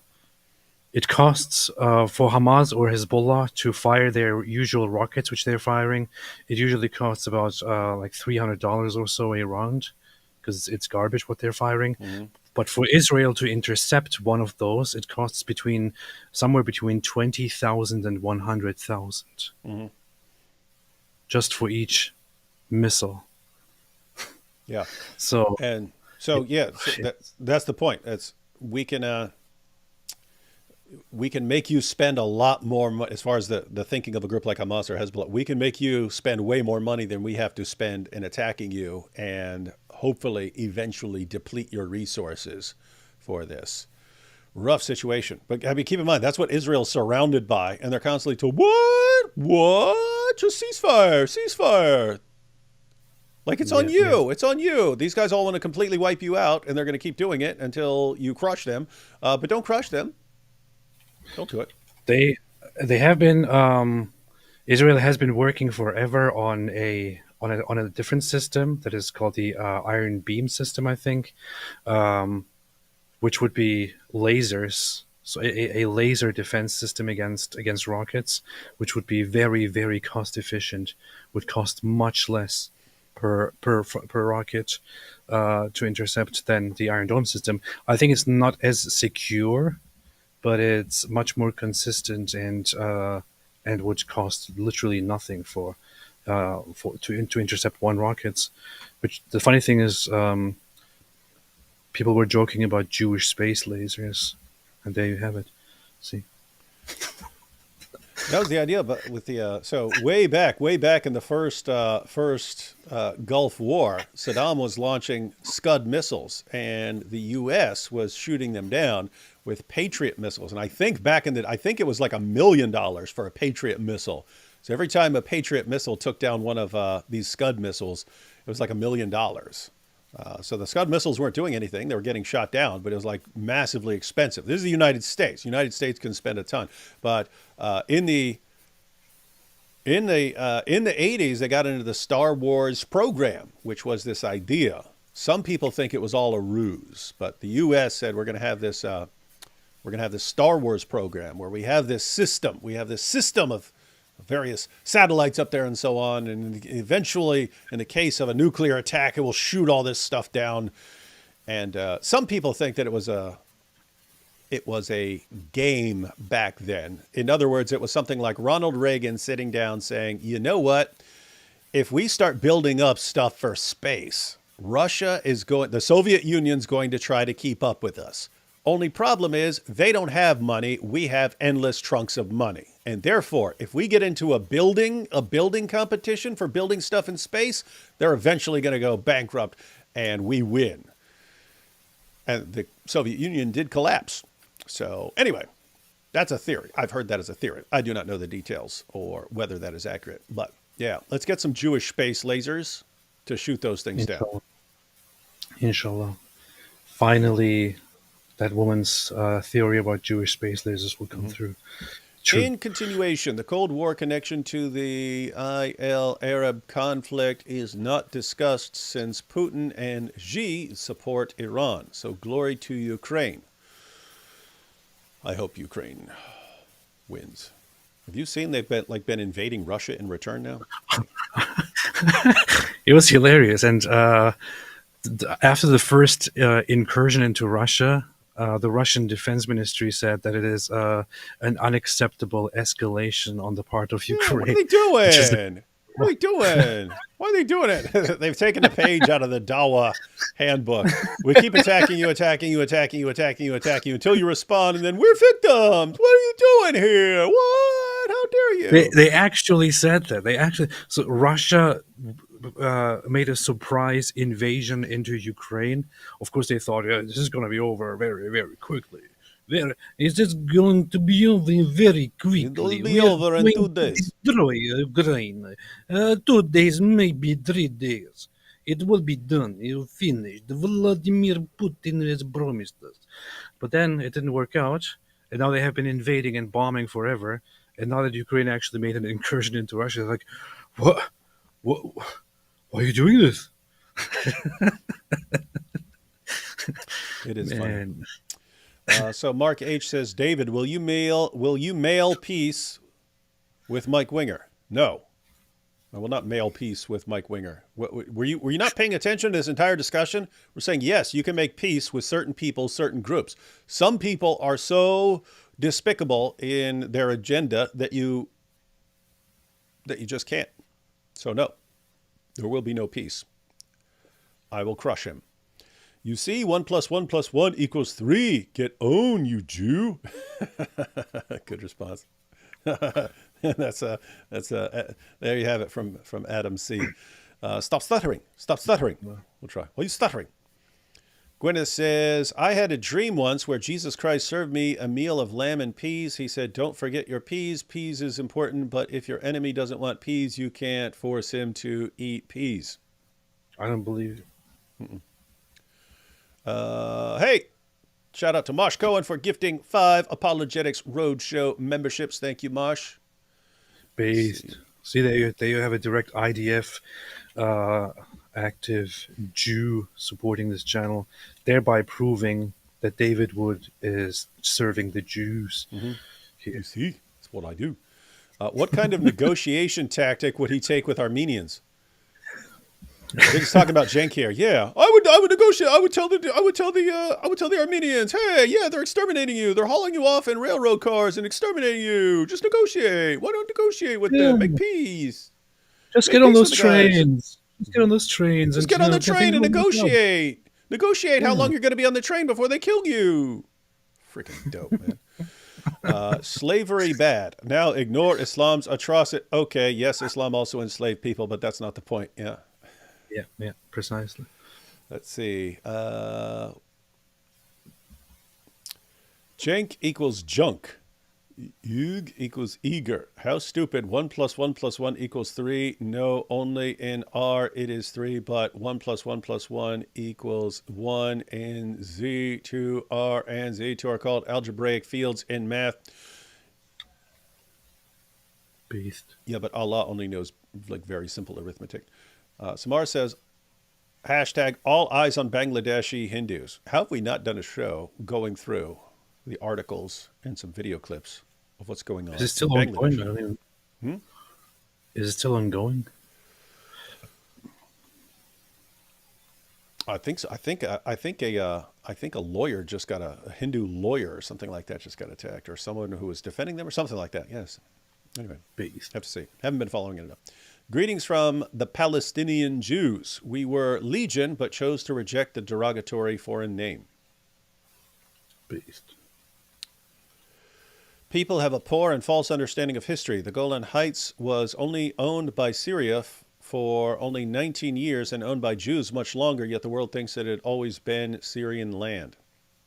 Yes. I wouldn't give those Syrians an inch. But these things do show. All these issues do show. Jews are always willing to, contrary to Cenk, Jews are always willing to negotiate when it actually is not insane and it makes sense. They'll negotiate all these issues. Just, okay, you want to exterminate us, that's not going to work out until you drop that. The funny thing is, Israel has had this policy from forever, since the creation of the modern state. It's called land for peace. They've had this idea forever that our neighbors and these others, they don't want to make peace with us. However, if we make territorial compromises, if we give them land, maybe we can force them into agreements to finally make peace with us. Like, this is what Israel is thinking about. They want to force the other side to finally make peace with them permanently. And they thought, okay, let's give them land and make peace. Sick. It works out with some, it doesn't work out with others. And the thing is, it was more prominent in the past to give land for peace. It has become increasingly an unpopular opinion nowadays. It's pretty much, people don't want it anymore. Obviously, you see why. Daryl here says, do unto others that which they will do to you. Yep, that is a lot of people's thinking. Hey, they want to do this, therefore I'll do it. That sounds like something from the Bible. Nope. That is entirely different. Hi, David. I just lost my aunt today. She was in her 50s. Her son, wow, that's young. Her son is now a 20-year-old orphan. Please, my brothers and sisters, pray for our family. Yep, that is a young time to lose a mom. Have to say, it's good that he got 20 years. Got 20 years with her. Brothers, thank you from Israel for your work. Yes. Happy to help. Hello, strangers. Are you aware of the India's issues? India's got all kinds of issues. We're familiar with some of them. India has real problems. Mm-hmm. Mike Winger is the kind of guy who never tries to bring in all the groceries in one trip and says, slow and steady wins the race. That does sound exactly like Mike Winger. All right, ladies and gentlemen, again, you can check out the full debates in the link in the description box. AP, any idea what's coming up? Yeah, I would say don't waste your time with the debate. Only watch it for Mosab, Hassan, Yousef. Cenk Uygur just needs to retire or, I don't know, work at a kindergarten and just talk to children. I would not trust him. He's going to fill their heads with stupid insane. Could you imagine a bunch of people raised to think like that? It's like, I mean, has he been programming people like that? Because I only watched a few clips from the Young Turks over the years, even when it was big and they were getting millions of views and so on. But I mean, is that what he was doing the entire time? Was that always his reasoning? Oh, it's just like this other thing that has nothing to do with it. So you see there that that's what they have to do because it makes sense in my head. I mean, all right, kids, let's talk about Donald Trump again today and why Donald Trump is very, very bad. And let's talk about racism and bigotry. Okay, kids, don't be bigots. Always remember. Man, that guy is just such an idiot. Pretty terrible. Anywho, AP. We will be live again during this week. I think I'm going to be live tomorrow on my own to do a final reckoning with a masked child who has been asking for trouble. Why are you doing that without me? I'm doing it on my own. Going to do it on my own. You don't have to face everyone on your own. You don't have to face all these problems. You've got friends, AP. You don't have to face everything on your own. You don't have to be Rambo. I will do it on my own, and it will be the kill shot. That's what it will be. So that's what I will be doing tomorrow. Anyway, if you want someone to sit there and crack up laughing with you at this stuff, I'll jump in there. But sometimes I'm a fan of ignoring people who want attention. Other times I'm a fan of giving people the attention they crave and humiliating them. Mm-hmm. Inshallah. So we'll see. But we do still have because we didn't go live for a little while. Yeah. What? We still have a bunch of issues. We might need to catch up on a point. We have a bunch of UK stuff. Just going through the clips of the UK insanity. We've got that. We have serious Turks. Issues, man. We've got the Turks murdering dogs. We've got Bangladesh. And meanwhile, when we're sitting here trying to save the world from destruction by Islam, what do we got? Then we've got apostate Aladdin. No, guys, stop that. The world needs to revolve around me and my feelings. What in the world? You know what's so funny? I saw earlier. Apparently, he made a post at some point because he called out Nuria Khan. He attacked recently. After attacking me, he also attacked. Wait, he attacked Nuria? Yeah. I have a different reaction to dudes who start blasting away at girls, especially. I mean, there needs to be more. I mean, how courageous is she in the UK to be standing against Islam? She's an ex-Muslim.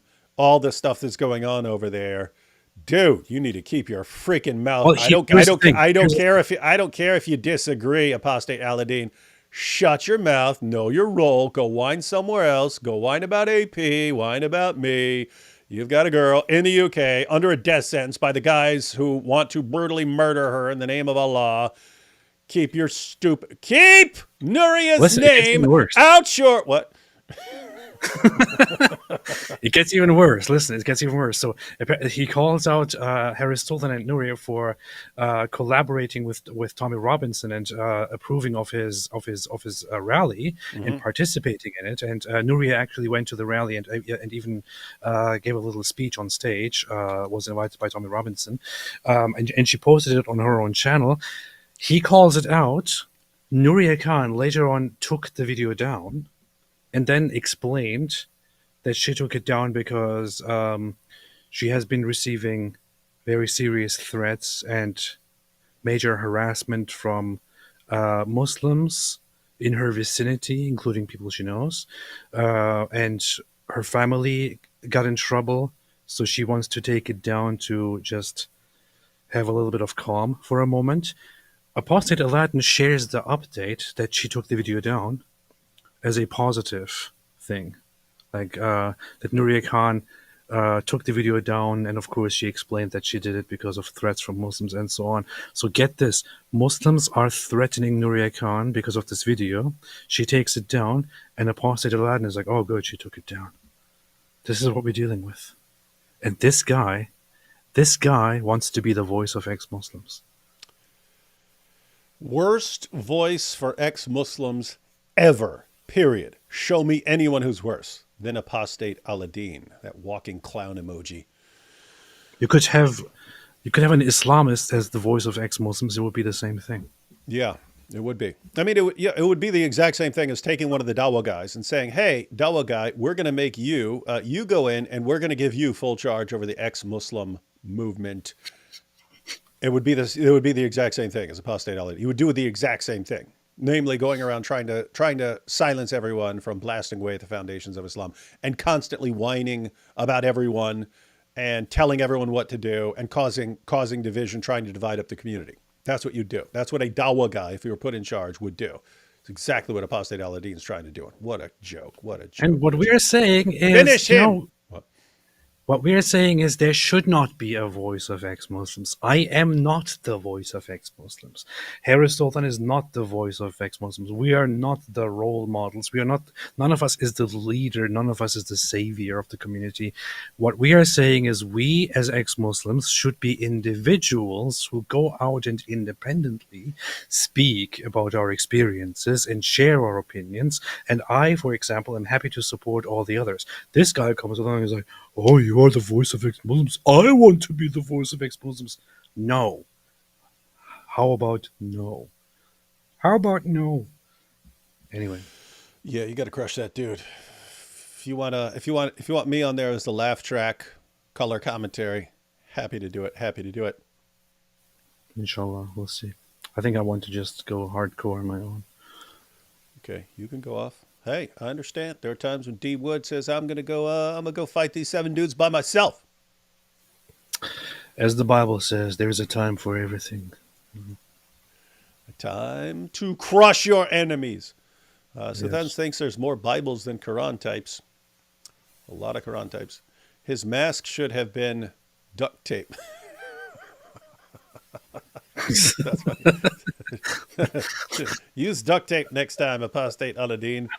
And finally, guys, please read John 5:26. It makes John 1:1-2 in harmony. Only begotten Son of God, not part of 3 co-equals, making up one God. That's heresy. Not part. What are you talking about? Only begotten Son of God, not part of 3 co-equals, making up one God. That's heresy. Yeah, not sure what you're getting at, Ryan. We'll have to talk about that next time on a different show when we're talking Somebody about needs this. to be stoned. Get the stone. Somebody needs to be stoned here. Yeah. All right, guys, we will see you. We know not whence, but AP is planning on going tomorrow, running it alone to crush. Did you just say we don't? Huh? Did you just say we don't know whence? Yeah. Yeah. AP is taking on apostate Al-Adin to crush and humiliate him tomorrow. Inshallah. Not the most difficult task in the world. Inshallah. Beating up a little weakling. It's like just going around picking on some little guy. So AP's kind of a bully. All right. Yeah, I like bullying people. And reminder, new video in the morning, guys. Check it out. Inshallah.